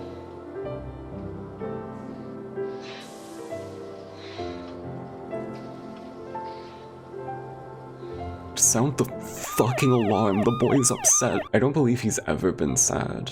I doubt Sora would have ever cried before in his life. He embodies happiness and optimism itself, so this is an enormous deal. I'm sad. I say something about how this is relatable, but oh fuck, is that Pete? I didn't think this series would pull out any more of these, like, I don't know what you would call them, Disney brand characters, I guess. But Pete is one of the main villains in this game. As far as new characters in this game go, he's gotta be my favorite just because he's an enemy by obligation. Bless his soul, he's doing his best. Once you enter this tower, there's an old wizard guy who essentially info dumps at you. For about 10 minutes, by my calculations. This seems completely random at first. This guy wasn't even here till now, but he knows everything that's happening, and that's because he's actually the sorcerer from Fantasia. I think the implication is that King Mickey studied under him, just like in that short. I wasn't expecting Fantasia to be canon Disney lore, but sure, alright. The entire scene is essentially to get Sora up to speed, as well as any new players. I feel like this game took exceptional care to cater to new players, despite its complexity, which just makes it funny when things happen that are confusing even to those who did play the first 2 games. Sora gets a new outfit from the fairies from Sleeping Beauty because he's too lanky and old. He's an old man now and his kitty baby clothes don't fit. The new outfit gives Sora this funky new drive meter on the UI for special transformations and such. Also, in the process of this, Maleficent is revived on accident. Oops. Whoops, whoopsie. Boarding the gummy ship, we head over to Hollow Bastion. Not the castle from last time, because it's in ruins now, but the town everyone's building upon it. Hollow Bastion is basically Traverse Town to Traverse harder. Traverse Town isn't anywhere to be seen here, I think because all the folks from there are trying to repopulate this place. It's very cozy, but it packs more of an edge than Traverse Town. It feels a lot more Final Fantasy-y, due partly to how it's where all the Final Fantasy guys hang out, but also just atmospherically and tonally. This tone is then juxtaposed by Scrooge McDuck. I keep forgetting this is just something this game does. After meeting up with the fellas, Leon shows us the ruins of the castle from a ridiculous distance before being interrupted by the organization, who bring in enemies for their first objective battle. It's another new addition to combat. Some of the battles have simultaneous goals, so you need to multitask, like here where you have to defend the gate. Regarding combat, the shortcuts are heavily improved now. You can set items as well as magic, so I no longer have to scramble through the command menu to use a potion. It's such a relief. After this, the orc guys show themselves and mess with Sora a little, only to go tee-hee-hee, hoo-hoo-hoo, and vanish again. They're super threatening, guys. Do my eyes deceive me? Does he really have the power to wield the Keyblade? He's nothing but a boy. Give him a chance. It means he's straight as an arrow. I would like to issue a formal apology for my reckless slander of Chip and Dale. Previously, I did not believe in their gummy ship technology, and largely neglected their hard work and loyalty to their craft. These engineers, nay, these heroes, provided our main party with their sole form of transportation. Without Chip and/or Dale, our journey would not be possible, and so I am indeed grateful for their generous contributions. I have not, however, changed my mind on actually driving the gummy ship in Kingdom Hearts 1 because that stuff was lame as balls and so unnecessary that the game just lets you skip it after a while. Here in Kingdom Hearts 2 it is so much better, so much more satisfying, so much beefier, so much more like an actual shooter that feels worth the time it takes. It's like the first game was a slowed down Star Fox, while the new levels are like the staff played a treasure shooter for the first time and collectively went, oh! It was so impressive playing these for the first time. Like, this may be the point where I definitively knew I would love this game. The way everything about the gameplay was stylishly enhanced and adjusted for such a smooth, satisfying experience is crazy to me. Kingdom Hearts 1 and 2 are like night and day when compared, and these gummy missions are a perfect showcase of how much is improved. And the world map is a lot nicer to boot. Now, like 5 or 6 hours into the game, we finally reach the first Disney World. With the last game, I had this arc of thinking that I wouldn't be familiar with any of the movies, and then ending up being attached to quite a few of them, and I'd say it's the same here, but Mulan is an instance of just vaguely knowing the source material. I have seen it once, when it was on Netflix. Crazy what a decade it's been for streaming. All I really recall is the plot somewhat revolving around transness. At least, it could. I really don't remember what actually happens in the movie, and when the party shows up, Goofy just immediately starts accusing Ping of pretending. Like, he doesn't even play along with it, man. Come on, Goofy's better than this. Since we're in a Disney World now, it's the beginning of the Kingdom Hearts cycle, the main chunk of the game. Much like the last game, the stories of each world are mostly inconsequential to the overall plot. Everything up till now is essentially the tutorial, so this is the first real look at what this game has going on. Some earlier concepts like the orbs from the struggle battle and jobs return, and in general the navigation is way easier than before.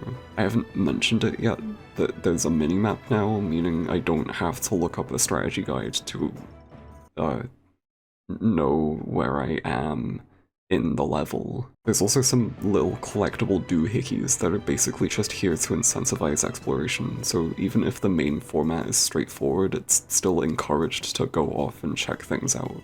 You need to do a few of these jobs before going further up the mountain, and this was my first encounter with actual difficulty. These horse enemies kicked my ass. Like, I'm talking first death stuff here. It's a quick reminder that even though this game is more accessible and much easier relative to the previous games, I still have to focus and actually fight. Kingdom Hearts 2 just does a far better job of incentivizing me to fight than before. It's actually fun. In an homage to the original movie, you battle a huge swarm of these flying heartless. This is here basically just for the devs to show off. Like, wow, look at how many enemies we can put in one place. Upon reaching the palace and just skipping to the end of the movie's plot, I guess, we have our first legitimate boss battle with Shan Yu. It's also another objective battle.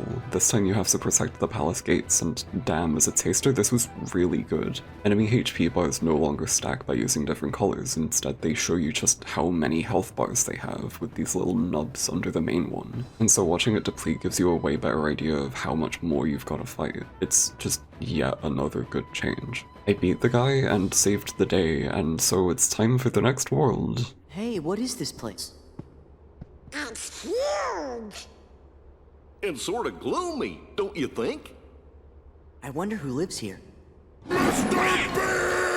I I'm actually goddamn for real genuinely attached to this movie. Beauty and the Beast is the Renaissance movie I've seen the most. It was one of the few Disney DVDs I had growing up. It's maybe the highest regarded critically. It was nominated for an Oscar. It lost to Silence of the Lambs, which, like, okay, whatever, I'm not mad. The nomination alone was a win for the animation industry overall, so that's fine, I'm fine, it's no big deal. So we already met the Beast in the last game, and this should be a cute reunion moment, but he's actually evil and plagued by darkness, so the mission for this world is to help Belle and the others restore his good nature. It's interesting to have this sort of expansion when last time the movie's rep was just his characters, and it's just sort of neat that the series has this kind of continuity rather than neglecting the first game's setup entirely.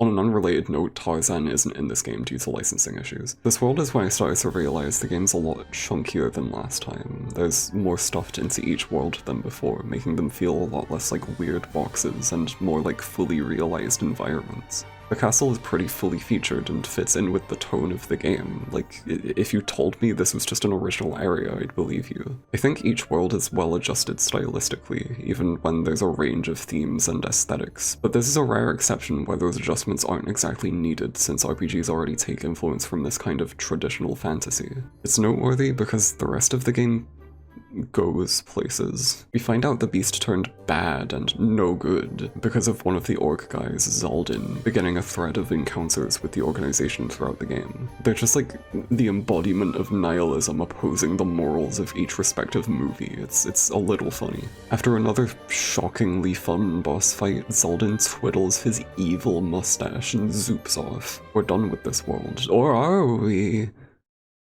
I don't know, I won't tell you yet. Because the game doesn't trust us, we're taken back automatically to Hollow Bastion essentially for a tutorial on the Winnie the Pooh world. This is the first of numerous worlds that return to this game, and unlike last time, I actually remembered about it, so I did complete it this time. It's very mini-game-y this time round, showing off more variety while you try getting Pooh to remember all his friends. It's also got this dumbass moment. After checking this world out for the first time, Merlin gives us the first summon of the game. I barely used summons in the first game, but as you might guess, they're vastly improved on. The first one we get is oh god, I forgot to talk about this, didn't I? I'm not about to tell you that Chicken Little was some catastrophic disaster for one of the world's greatest companies or whatever, because honestly, fuck those Disney guys. But in terms of what we categorize as a Disney movie, this film was revolutionary. Into the 2000s, there was a new norm of 3D animated family movies from a variety of studios that weren't Disney. In terms of the cutting edge, Pixar were leading, but the release of Shrek pretty much turned the whole scene upside down and made it so studios like DreamWorks, Blue Sky, and heck, even Nickelodeon could all take over and form a weird new wave for animated feature films. I'm talking robots, I'm talking Jimmy Neutron, I'm talking Hoodwinked Dude, I'm talking Shark Tale. The common thread is that they were all made in 3D, all focus on comedy and have this sort of trashiness to them. And as I've explained before, these types of movies are precisely what I grew up watching. So what happens when Disney themselves try doing the same, as a reaction to their renaissance? This thing, this movie, an eternal outlier even as Disney continued with 3D animation for how much they attempted to make it stand out.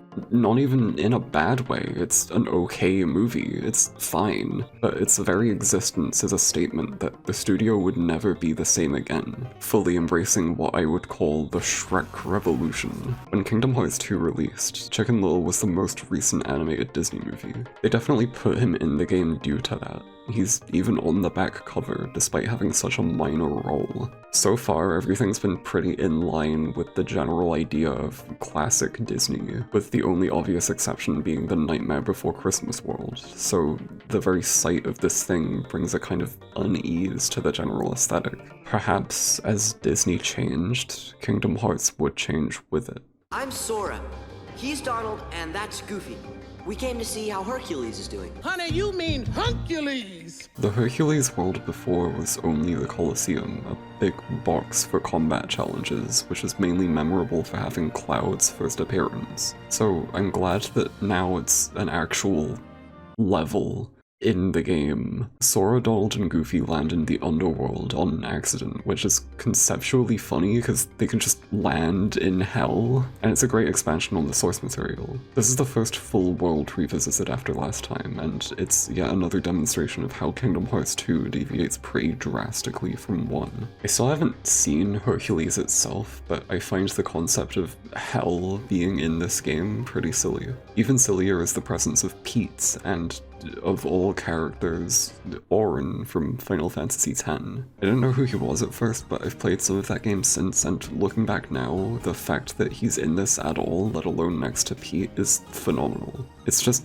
excellent. I can't even describe the immense dumb joy this gives me. As I said with Beast's Castle, the worlds have been vastly expanded upon, and Hercules is the first time where the effects of this new depth were felt. It's beefy, it just has so much going on and lasts for a decent amount of time. This stage was about an hour and a half, about as long as the very film it's based on, but it felt like no time at all since this game's structure is just super well paced. Another org member shows up here too, this time it's Demix, and he instantly mistakes Sora for Roxas. You fight him and his clones a little, and then he just also zoops off. And then zoops back to give a tutorial on absent silhouettes, and then zoops back out. I only ever did one of these absent silhouette fights, and I got immediately whooped, so I kinda knew straight away that this was an addition to Final Mix for experienced players, and not a main part of the game. We fight Pete for the first time, and then soon after we save the Colosseum from the Hydra by getting up on its back.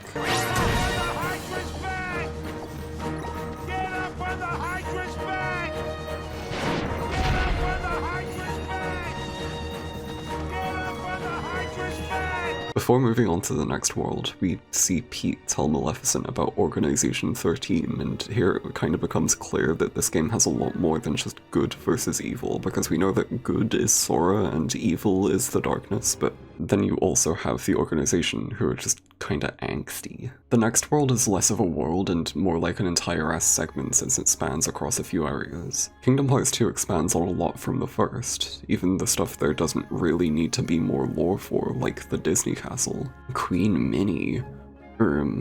Yawn. I hate women. That said, it's pretty neat to be able to explore a location we only saw in cutscenes before, and what happens in this area is really interesting. The party gets called over for an emergency situation, and after escorting Queen Michael through this huge hall of guy dudes, we find out this thing called the Cornerstone of Light has been hijacked by Ghost Maleficent, so to figure out what's happening, we go over to Merlin's house in Hollow Bastion. In maybe the most self-aware gag in the whole game, he just teleports us back to the castle, and this guy's a mage. He can zoop things all over the place. Magic is a thing in this universe. What do we need a ship for? Oh yeah, also time travel is canon now. This whole emergency situation was an excuse for us to reach one of the most novel parts of this game so far. BDM 1.0, the public domain mark 1.0, universal.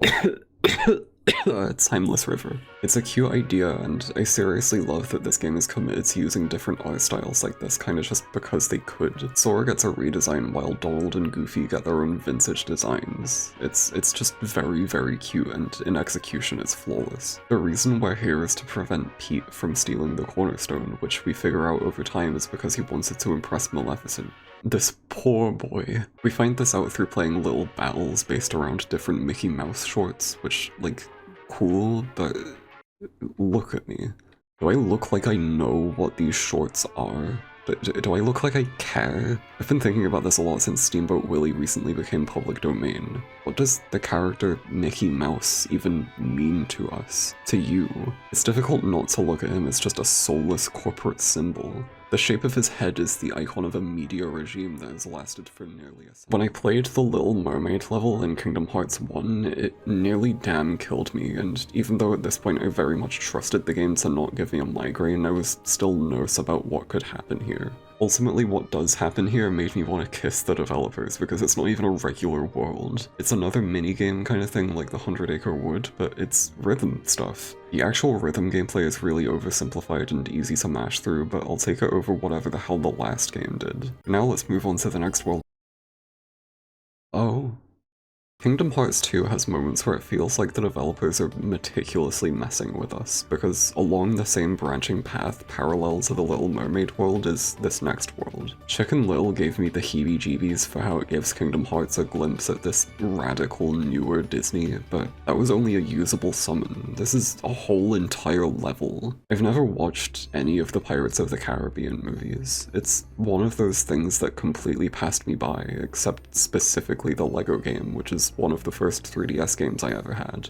I've got no clue what 2011 Riley was thinking. I didn't even end up playing it that much. The way I see it, these movies were Disney's attempt at maturing their brand image to branch out a little and make one of their famous park rides into a gritty-ish, dark-ish, adult-ish live-action movie series. I think their strategy for a bit here was to appeal to boys or something, since all their financial reports from the time say shit like Pirates of the Caribbean was also successful and Disney Consumer Products will now leverage the film as a year-round franchise. DCP can now reach boys of all ages. A needless gendering of a brand I'll never understand. Like, what, did Disney want Kingdom Hearts to be for boys too? Ew. Clearly the devs were having a lot of fun adding varied worlds like this, but it opens a lot of doors. If this is on the table, surely the rest of the live-action Disney movies are. It seemed at first like Kingdom Hearts was only gonna have the classics, the cartoons and whatnot, but it makes me wonder what the differences are between what Square were able to put in the game, what they wanted to put in the game, and possibly what Disney encouraged them to put in there. I wouldn't be shocked if Chicken Little and Pirates of the Caribbean are in here to enforce a kind of synergy. Tonally, so far, it seems like this game is focused on the theme of Sora growing up, so maybe this makes sense. It's not just nostalgia anymore, it's a coming-of-age story. Maybe the devs were just screwing around with what they had access to, or maybe Disney really did want to enforce that this is their brand. No longer just animated fairy tales, but variety. Or maybe not, I don't know, it's like 4 AM, man, the level's decent, the graphics are great for a PS2 era game, it's really weird seeing Pete interact with a real-ass guy, blah blah blah. Show yourself, Pete! The tide has changed! Hey, speaking of stuff that's a little darker than the rest of the game, here's The Nightmare Before Christmas world again. Previously I brought up that this movie is like a well-regarded seasonal household classic for me, but the origins of that status are strange. By all accounts it's an insanely huge part of pop culture, but it sort of climbed out from obscurity by being acclaimed as a cult classic, which Disney very much took notice of, and so its merchandising went bananas. The reason it's in this very series, I imagine, is because of that merchandising push. That push also resulted in another PS2 game released around 2004 based on the movie, right between Kingdom Hearts 1 and 2. Of all things, it's a Devil May Cry clone, developed by Capcom themselves, though largely in collaboration with the all-purpose studio Tosei. Tosei have a long legacy of things that aren't Devil May Cry. They developed the Slime Mori Mori Dragon Quest series, Super Princess Peach on the DS, Resident Evil Survivor on PS1, and relevant to our main topic, they've worked on a bunch of Final Fantasy ports. It's oddly parallel to Kingdom Hearts, but Disney were still trying to distance their name from the property and its aesthetic. It's a Buena Vista game based on a Touchstone film. Tim Burton's whole brand was gaining appeal through his other films that he actually directed. And it was very distinctly dark and gothic and whatever, so there's no Disney to be seen here. At least, not yet. This was already one of the larger worlds before, but to expand it further it's focused around going into Christmas Town. Much like everything in this game, it's adorable and Christmas Sora is cute and I got a huge doofy smile on me, but otherwise, I think this is when the Kingdom Hearts groove began to take its toll. There's nothing wrong with it, but there's a little bit of repetition to the bulk of this game that just particularly got to me at this point. With Kingdom Hearts 1, I got burnt out incredibly quickly due to its difficulty, but this game is way smoother, so the burnout comes not from its challenge, but its structure. My only real, genuine complaint about Kingdom Hearts 2 is that there's too much of it. It's all phenomenal, but I'm really not used to playing games this long, so despite how much fun I was having, it still felt a little oversaturated with pure content. Again, it's not really a bad thing though. Okay, right after that world, the game immediately goes to a scene of Axel trying to kidnap Kairi before she casually goes into an interdimensional portal. Hey, what is this place?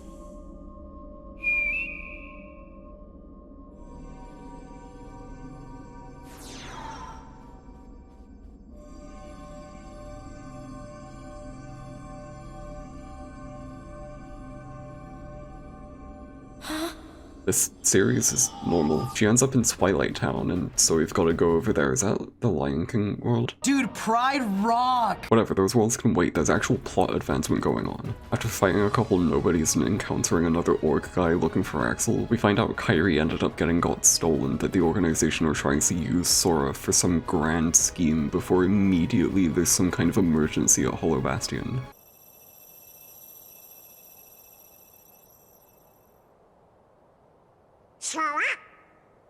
Sora, are you okay? Huh? What? Genuinely, this next chunk of the game is some of the rawest video games I've ever seen with my own two eyes, but first I'm gonna have to talk a little about Final Fantasy VII Advent Children. I'll get him. This time, we settle it. Me and the one who embodies all the darkness in me. I said you looked kinda different, Cloud. While Kingdom Hearts 2 was being developed, Square Enix was hyping up Final Fantasy VII as its own sub-series. The PS3 tech demo was one thing, but they had Dirge of Cerberus, the phone game before Crisis, as well as the upcoming Crisis core, and in 2005 they even released a damn movie that would continue the story titled Advent Children. This is, by all accounts, the movie that the spirits within should have been. It's Final Fantasy VII. People already liked that game, they would have eaten it up. The prospect of a sequel to Final Fantasy VII was so enticing that even in the middle of a GameSpot interview about Kingdom Hearts 2, Tetsuya Nomura was asked about the film. All the mysteries from Kingdom Hearts will be answered in Kingdom Hearts 2 by design. Ha ha ha.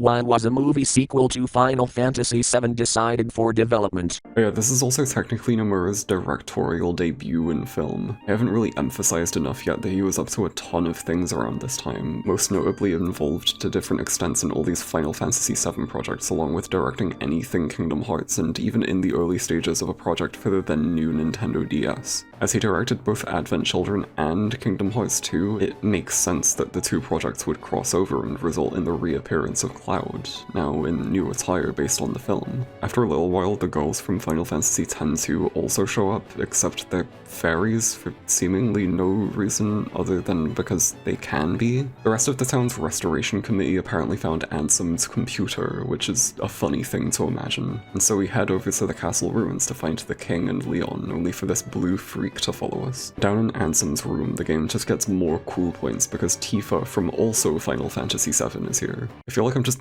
listing off cameos. Sora, with Donald Duck and Goofy, goes into Ansem's computer room with Leon, aka Squall, from Final Fantasy VIII, only for Stitch from Lilo and Stitch to stumble into the keyboard and send them into the computer world from the movie Tron.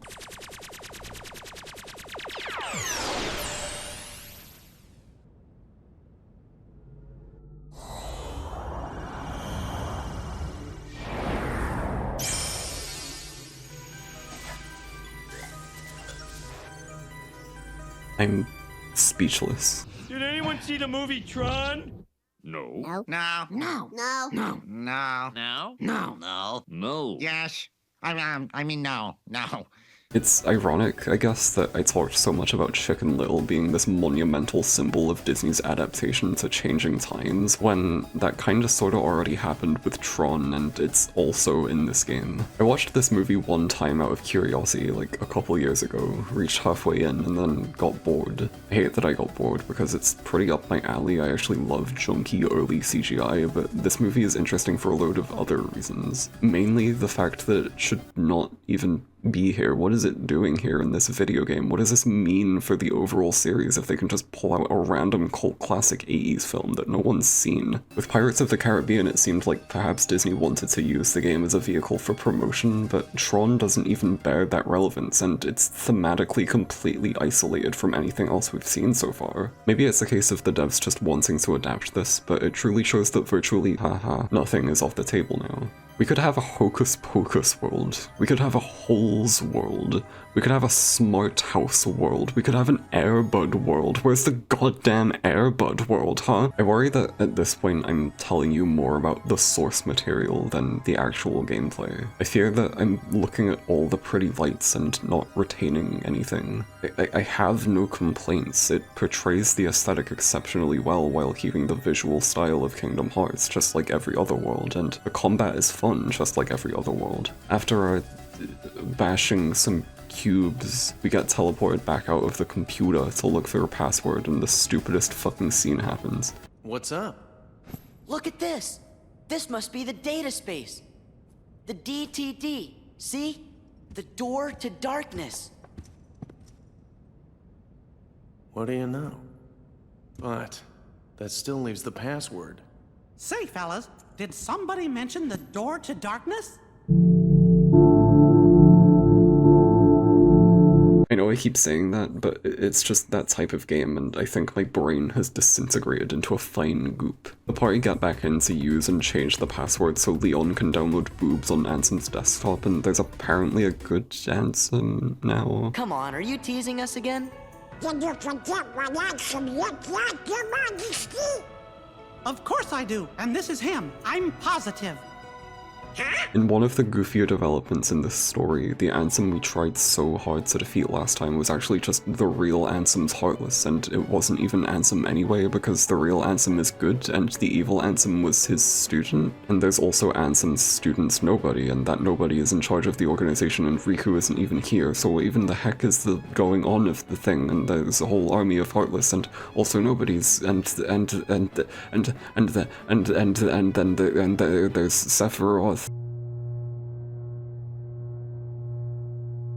As I say these very words, I'm still trying to process it all. I fear that I can't put into words why this is important to me, and that it just appears like I'm gushing over the presence of various IPs clashing into each other because they're simply all in the same place. But I promise you it's not just that. The spectacle of this crossover is only enhanced by how it knows it's dumb. The entire time I felt the touch of a story writer who wanted to make the biggest, silliest game on the market as silly as it could possibly be, and it results in this. Ain't Sephiroth the one who's supposed to be the dark part of Cloud's heart? Watching Goofy, the Disney character Goofy, not only acknowledge Sephiroth, but utter his name, is the perfect encapsulation of this series' position in culture. No other piece of media can do this. Only Kingdom Hearts. While the rawest shit ever goes on outside, we get a really long scene of this one orc member walking downstairs.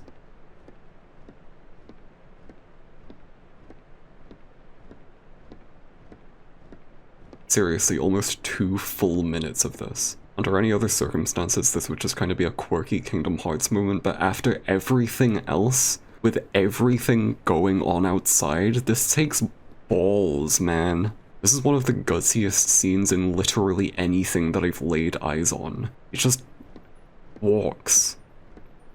Uninterrupted.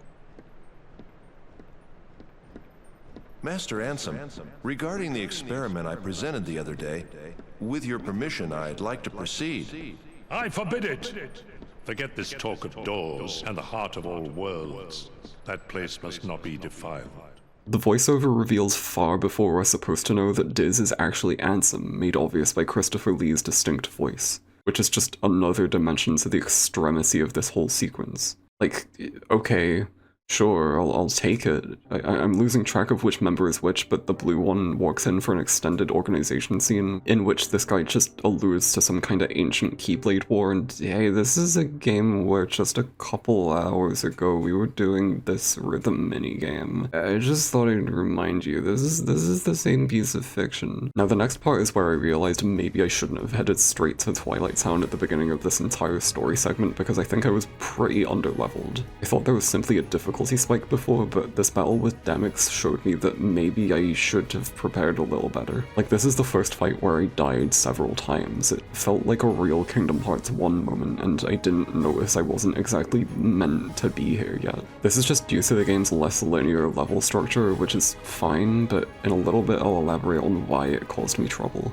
Regardless, after this fight, Goofy fucking dies for like 5 minutes, and then he comes back because Disney's lawyers are shockingly good at CPR. We see Xehanort, the leader of the organization and Ansem's apprentice, and the guy who who we thought was Ansem previously, but actually isn't, because Ansem is Diz, and Diz is a good guy, and this is all information given to us at generally the same time. Before continuing, there's a battle with 1,000 Heartless essentially put here just to look cool, and then Xehanort fucks off while taking the king, Sora's only source on where Riku might be, with him. Axel's just sort of watching and reveals how the organization is using Sora's ability to slay Heartless. The Keyblade is able to release hearts for them to yoink and create Kingdom Hearts itself with, I guess. So this causes a moral dilemma. The stuff Sora's had to endure just to find his boyfriend is ridiculous. This poor boy. So because Maleficent sees the organization as an opposing force, she sacrifices herself to let Sora get away and just continue dealing with the nobodies. Except Sora panics a little, so Maleficent just kinda sends the party to the realm of darkness, where a mysterious cloaked guy is waiting for them with a box. The box contains two things: sea salt ice cream and the photo of Roxas with his friends. Roxas just immediately knows that it's... Sora just immediately knows that it's Roxas. The pals manage to leave, concluding this whole middle arc of the game. Good lord, that was heavy. Dissecting everything that happens in just these 2 hours of the game got me to consider that the proportion of story within Kingdom Hearts 2 is way huger than last time. I can't simply tell you that I did each world and got to the end like before. This game is out here subverting my expectations and weaving all sorts of things together into a plot that manages to make more sense than it's maybe given credit for. While the opening was a little bewildering, I'm guessing this part of the game is where a lot of folks began to say that the story of this series is confusing and messy. Summarizing much of what happens sounds like complete gobbledygook, and yet the experience of actually playing it is seamless and makes total sense somehow. I can't stress it enough. If you were somehow on the fence about whether to play this game, please take my advice and play it, even if you don't have money. My name is Riley Smudgebap, and I condone piracy. When Kingdom Hearts is ours, we can exist fully and completely. Okay, we're officially in the rest of the game now. Kingdom Hearts 2 insists on being as meaty of a follow-up as it could be, so it pretty much doubles everything the first game established. This includes the levels themselves. In Kingdom Hearts 1, they're pretty linear, you can just do one and move on to the next, so I suppose the team decided to shake this up by not only giving you more options on where you can go next, but also adding whole secondary episodes to each world. What this means is that this point of the game is pretty solely dedicated to revisiting everywhere you already went, and the difficulty of each episode dictates the order you should do this in. Long story short, I didn't realize this difficulty level was a thing, and I thought I could just go in any order only to get my ass kicked. In addition, some worlds get locked out, so you have to go in a specified order to re-unlock them. This was an issue for me because the Aladdin and Lion King worlds were unlocked and I just didn't visit them yet. Let me simplify this, I guess. Earlier in the game, I could have gone to the Aladdin world and done one of its 2 episodes, but I didn't do that, and I went straight for the whole Tron Hollow Bastion battlefield sequence, underleveled, only to need to keep that Aladdin episode for later despite it taking place earlier in the story. The same situation happened with the Lion King world. I just didn't do either until pretty much the end of the game. This would usually be fine if it was, say, a Mario game, but in an RPG where the level of your enemies matters, it becomes a little confusing. I'm certain the difficulty scales with you regardless, but it wasn't made clear at all that I was supposed to visit those worlds before. It might sound like I'm complaining about this, but it's really just a very confusing part of the overall structure, that the second half is dedicated to revisiting each world but doing it in a specified order that can also easily be broken if you simply forgot to do some levels earlier. The option is still there, but the difficulty levels of each episode make it so obliviously revisiting Port Royal first was a pretty bad idea. Adversely, this also makes the game way easier in some parts if you do it out of order, and then the cracks of tedium begin to show. I refuse to say that this game's boring at all, because it really isn't,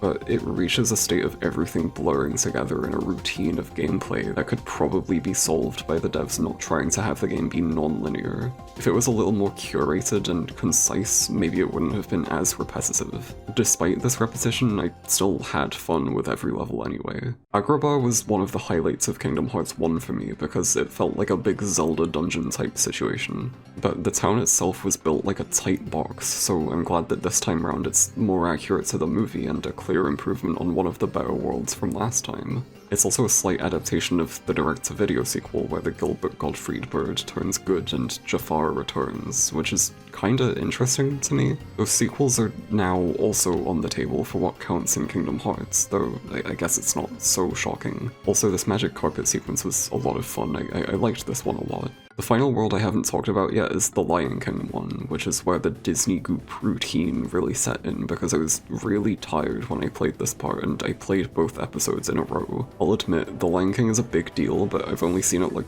once or twice. As far as I know, it's a masterpiece, but all I can really say here is that it's cute and Turtle Goofy is what I aspire to be someday. Put on Tron. Alright, I'm gonna put on the Tron OST. Is this actually music? I like this. You know, I've never seen this movie. After finishing up my business in the Little Mermaid world and the 100-Acre Wood, I began the final chunk of the game. This starts with a revisit to the Tron world through Hollow Bastion, where somehow enemies from the computer escaped and we have to deal with it by hacking into the mainframe again, and Tron fucking dies! Okay, that's not true, he just kind of jumps into this big pit to take control of the computer or something so he can restore everyone's memories of Hollow Bastion's original form. Apparently it was named Radiant Garden this whole time and everyone just sort of forgot because it turned evil, or something like that. It's a very sudden reveal, but it's pretty nice to get a little conclusion here. After everything, after all of that, the three finally return to Twilight Town to figure out the deal with this Roxas kid and re-enter the mansion. The other kids were also trying to get in there in search of Kairi, and they determined there's gotta be some sort of alternate reality because of this pouch. I'm a little ashamed that it took me until this point when I was playing to realize that Roxas was in a computer simulation the whole time, and it's only now becoming fully relevant to the story. Apparently the Dark Realm cloak guy was Riku too, but this is only revealed because Sora kinda has a hunch? Why'd you all come here? Someone gave us a clue. Who? Well, Your Majesty, Sora thinks it might have been Riku. It's just a feeling I had. Well, if that's what you think, then it's probably right. You mean Riku's okay? If that's what you think. After finding the computer Ansem was using earlier, the party gets teleported into Ansem's Sims 2 save file, which for some reason has a portal to the death zone we saw Kairi in earlier. Axel appears so you can fight together and then he fucking dies, and I'm not kidding this time. And he confesses his love for Roxas and it's so sad. I was crying, man. In pursuit of Riku and Kairi, Axel's portal sends the group to, at last, the city that's been hinted at since Kingdom Hearts Final Mix. The world that never was, the realm Organization 13 hangs out in. It's got this badass castle up in the sky in front of the heart-shaped moon from the first game's key art, which is just it just blows my mind. On top of that, the command UI is even styled after the series logo, so you know this is where things get real. When reaching the middle of the city, another mysterious cloaked feller appears, but this fight takes place in the weird stained glass void zone, so it's fucking on. This is the part of the game where it's revealed entirely, dead acidly, that Roxas was Sora's nobody this whole time. Knowing it now, it's obvious, but the game's narrative is so chaotic that it needs to literally be spelled out for me to understand. We get an intensely wistful flashback to Roxas and Axel's final goodbye together on the clock tower, and Roxas disappears. You make a good other.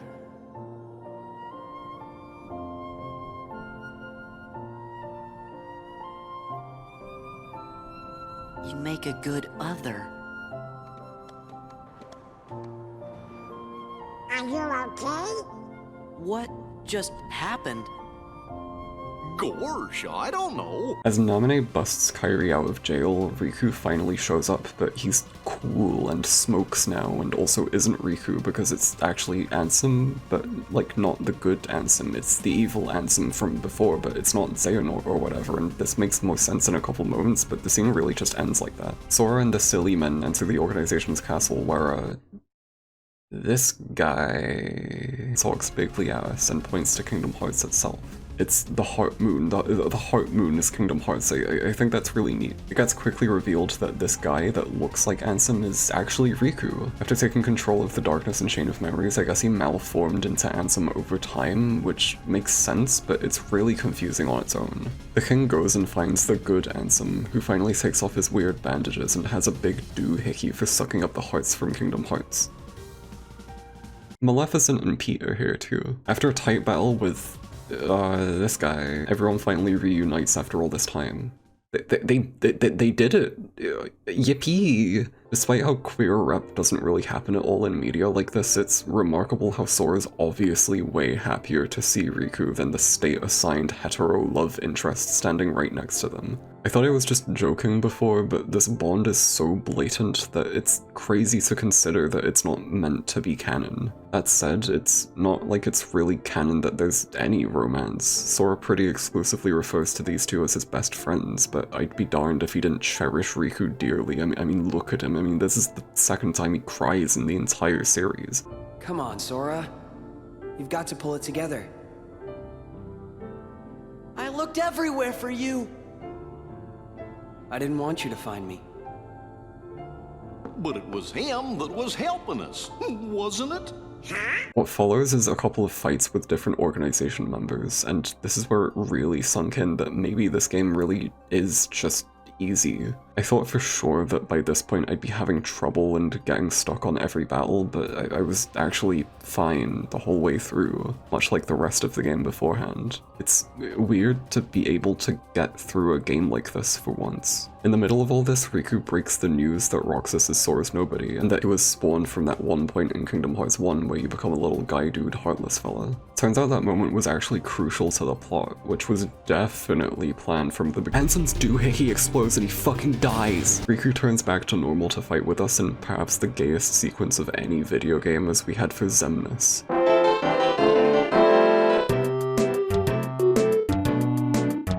Everything's amped up to be the finale, which is so cool. This next fight with Xemnas is where I started to feel like maybe the game is a little hard. I came real close to dying a couple times, but even then I still made it through to the next scene, where Xemnas becomes Super Xemnas with the power of Kingdom Hearts. Or wait, this big door shows up and Mickey Mouse says that that's Kingdom Hearts, which adds up with what Kingdom Hearts was in the end of the last game.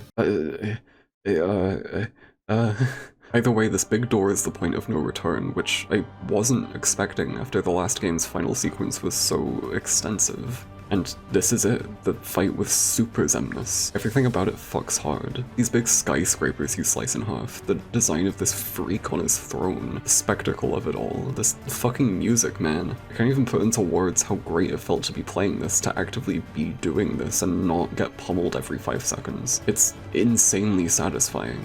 I got the guy. I did it. Me. That was me. I did that. After defeating him, Ghost Namine makes a portal so everyone can go back and Ghost Roxas reunites with her. This seemed like a really sudden ending, so I'm glad it actually wasn't. Sora and Riku take too long and have to deal with Mega Xemnas or something, while flying over this massive hex zone in a little spaceship that kind of combines the gummy ship gameplay with regular combat. The music still rules as well, if you couldn't tell. The next phase has you thwacking the throne guy again, and good lord if thwacking him doesn't feel great. I'm not sure what secret chemical they put in this for it to feel so good. The boyfriends beat him up for the final phase of the battle. Ultra super duper Xemnas extreme. It was all fine and good, but there's that one part where you get control of Riku and I sort of tripped up, so that wasn't ideal, and then I also died a couple times, but otherwise, man, this is the bomb.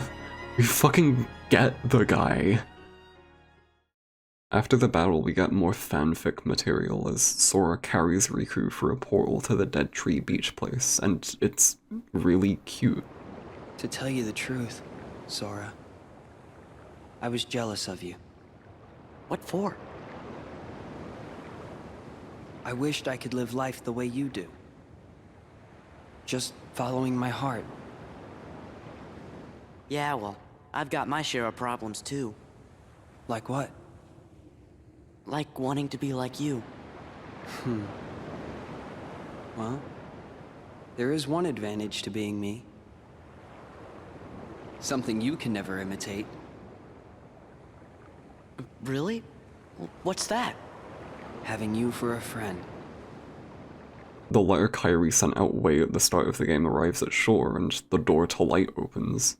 This is the ending of the game. I made it. They made it. They're finally home, and all it took was the power of friendship and love. So yeah, at last I actually finished a Kingdom Hearts game in one go, and it was a whole lot of fun. I'm hoping you can see, at the very least, what made this game so enjoyable for me and why it's one of my favorites now, even with its imperfections and even if I had issues with its structure. Maybe I went in with low expectations, and maybe I just have weird standards, but I can't lie and pretend like I really dislike any part of it. I played this thing once and just knew from start to end that I loved it. Even if I didn't really understand the story, even if I did the levels out of order, even if I only played the normal mode, this game is tight. About as much as it is stupid. Oh, also, after the credits there were 2 more scenes. One is just a vague confirmation that the story isn't over yet, but then right after it is something far more foreboding. There's these warriors in a battlefield and they're surrounded by keyblades as some text shows up, but it's too blurry to read. Oh well, here's my final stats.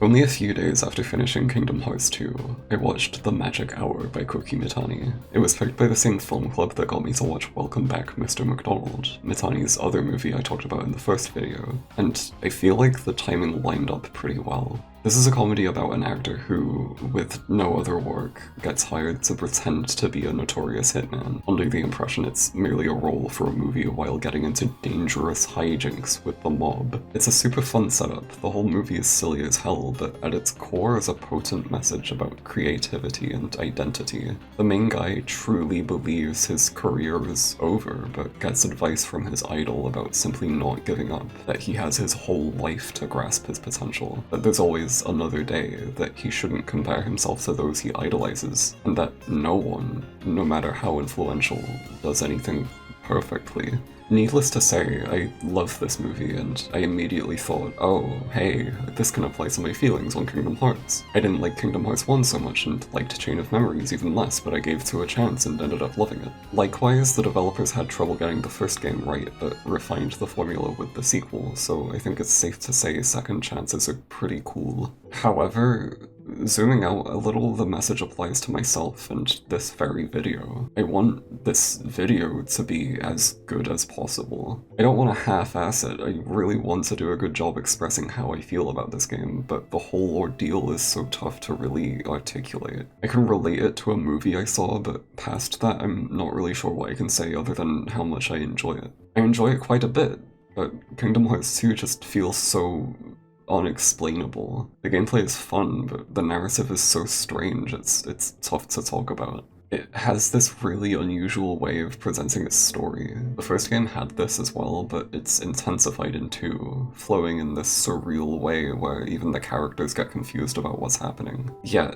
in a weird spiritual sort of way, everything comes together to make sense, and it only doesn't make sense when you begin nitpicking and poking at finer details. I easily could have been lost if I was trying to criticize the plot, but I submitted to this strange flow state, and somehow it all added up and made sense in action. It's a stupid-ass game, but it's honest in its stupidity. It feels great to play because it chooses not to strive for perfection. It's just fun, and I'm pretty sure that's what games are supposed to be anyway.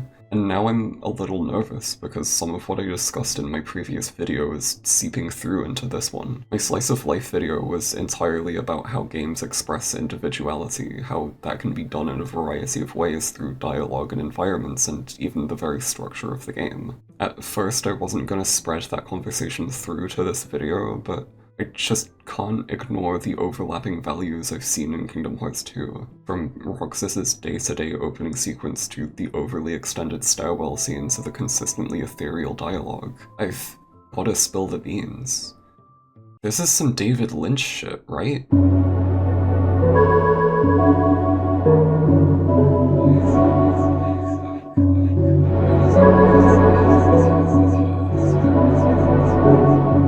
Like, Okay, I had my suspicions at first, but going in I really thought Twin Peaks was just a cute murder mystery show with quirky characters. I had no idea what I was getting myself into, but I'm glad I had the time to stop and reassess what I'm even doing here. While I've been making this video, I've been watching this TV show and some other movies by this guy, and I've seen so much more Kingdom Hearts here than I was ever expecting. I don't think it's something you explain or make sense of, but you can understand it if you just feel it.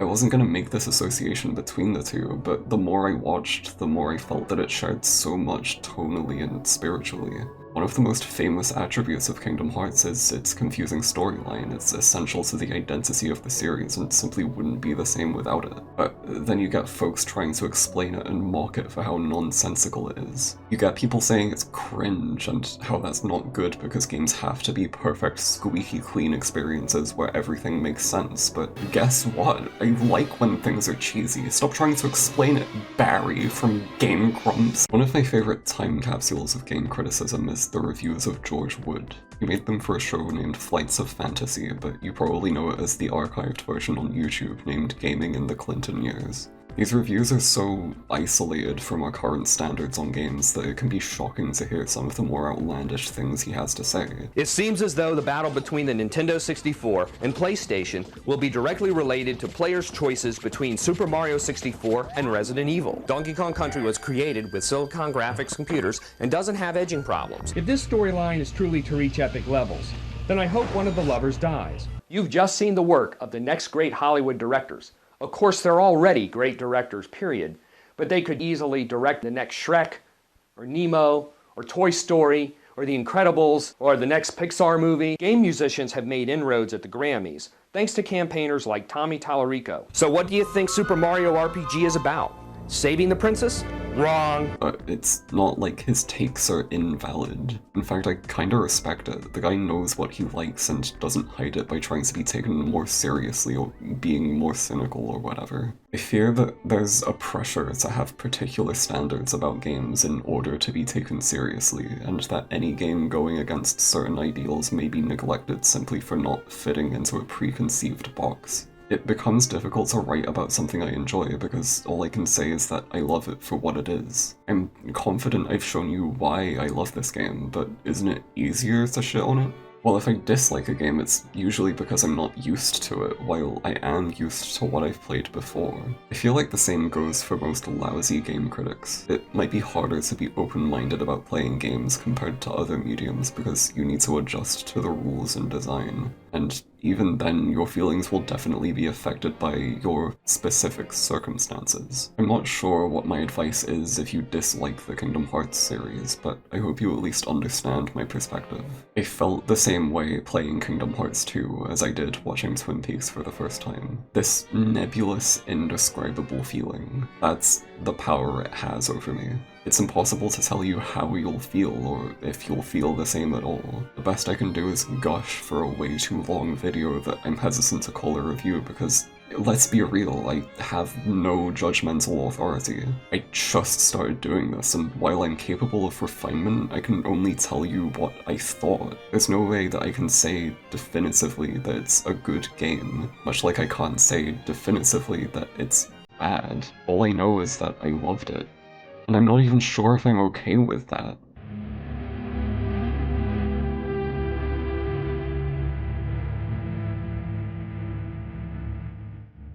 If you're like me, you'd initially assume the Kingdom Hearts series is limited to Disney's beloved line of animation. The classics, the Renaissance and stuff. But then we get Pirates and Tron and Chicken Little and the consistency gets shaky. You know, either in general or from my summary early in the video, but probably in general, that Disney is an unstoppable beast of entertainment. Even during their slump years, they found other ways to keep relevancy and synergy sneaking into every mainstream cultural orifice. Despite it being a huge part of their image, they're more than just the guys who made Lion King. And while this may have been less obvious when Kingdom Hearts 2 released, it's become painfully blatant in the time since. In the past 15 years, Disney has emphasized more and more its multifaceted nature. They're a lot of things in a lot of places in a lot of ways, feeding its audience entertainment products with such force that it kind of makes me queasy. I'm not saying companies are bad just for selling things, because that's what they do, but the way Disney does it feels like they undervalue basically everything they put out as a mere part of their catalog, while prioritizing the catalog itself as their brand. Something about it is just really unsettling, and they continue to push their intellectual propussy as intensely as possible with this ironic disregard. Just as I was making this video, there was a whole thing that happened where they announced a $1.5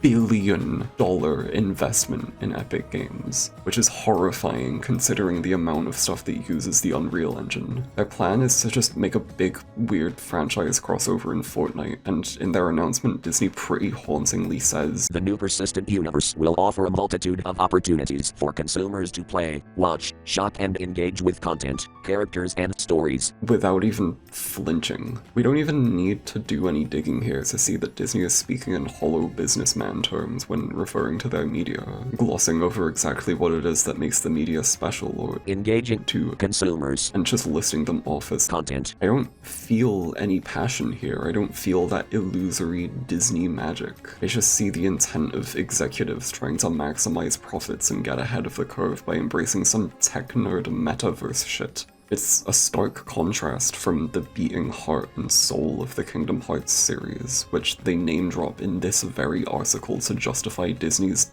lucrative investment into gaming content. Unreal Engine is used to produce assets and content across the Disney portfolio, including in the development of video games like Kingdom Hearts 3. No matter how much anyone loves the series, the suits ultimately see it as just a part of the Disney portfolio, which they can then use to appeal to shareholders. Or something. I don't know. I'm not Mr. Monopoly. And yet, Kingdom Hearts is still special to me. Underneath a cold, mouse-shaped surface is an experience only its developers can produce. Disney could very easily take them out of the equation, like with the mobile VCAST game, but then it's just not Kingdom Hearts. The series has its own distinct nuances and motivations, a unique identity past its silly premise, all due to the team behind it. I'm conflicted, but in a vacuum, I do love Kingdom Hearts 2, and I appreciate everything that I've played. I love it enough that I can say for certain that I am a Kingdom Hearts fan. For better or worse. I am a little daunted by the fact people say 2 is the peak of the whole series, but regardless, I'm looking forward to finally playing Kingdom Hearts 3 next.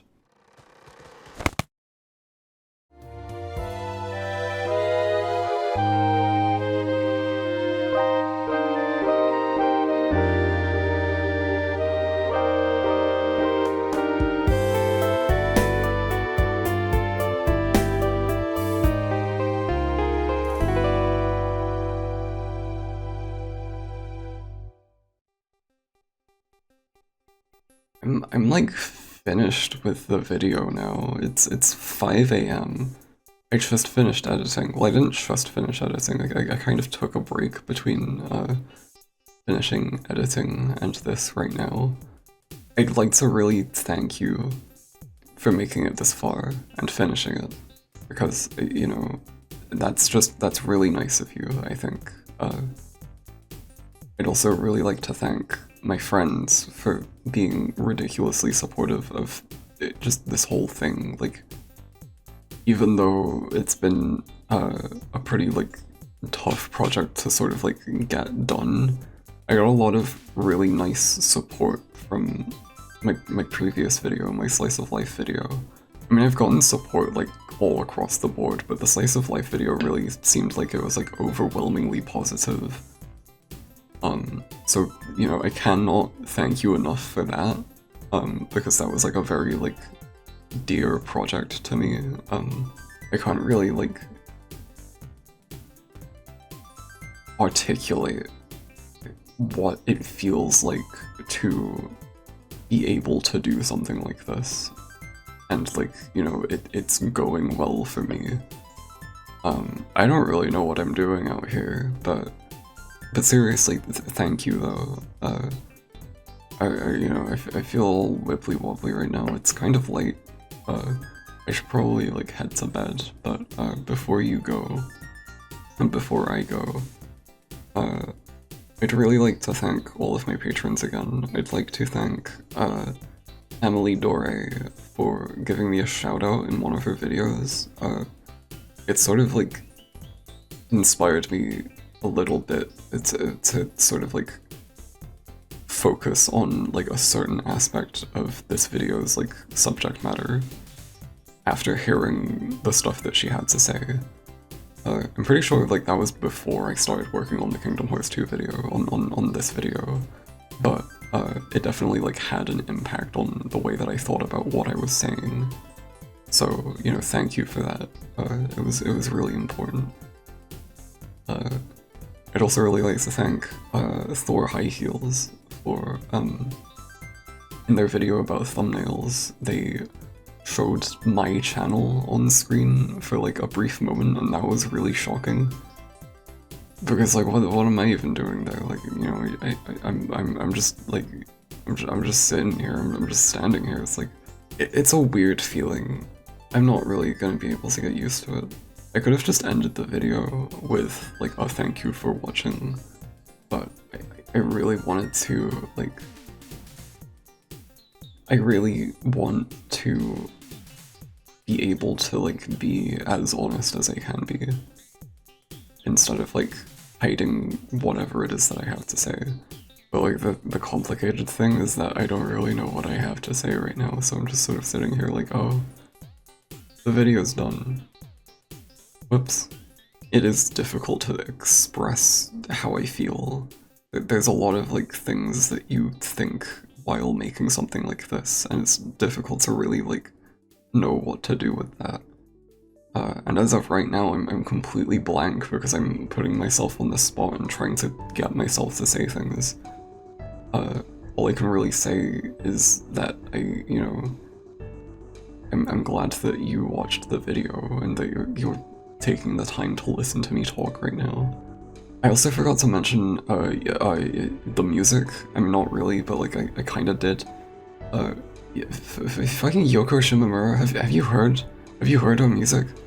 It's crazy. Kingdom Hearts, especially Kingdom Hearts 2, has such good music, and like it really blew my mind while I was working on this video. The Super Mario RPG Switch port was like announced and released, and that game has music.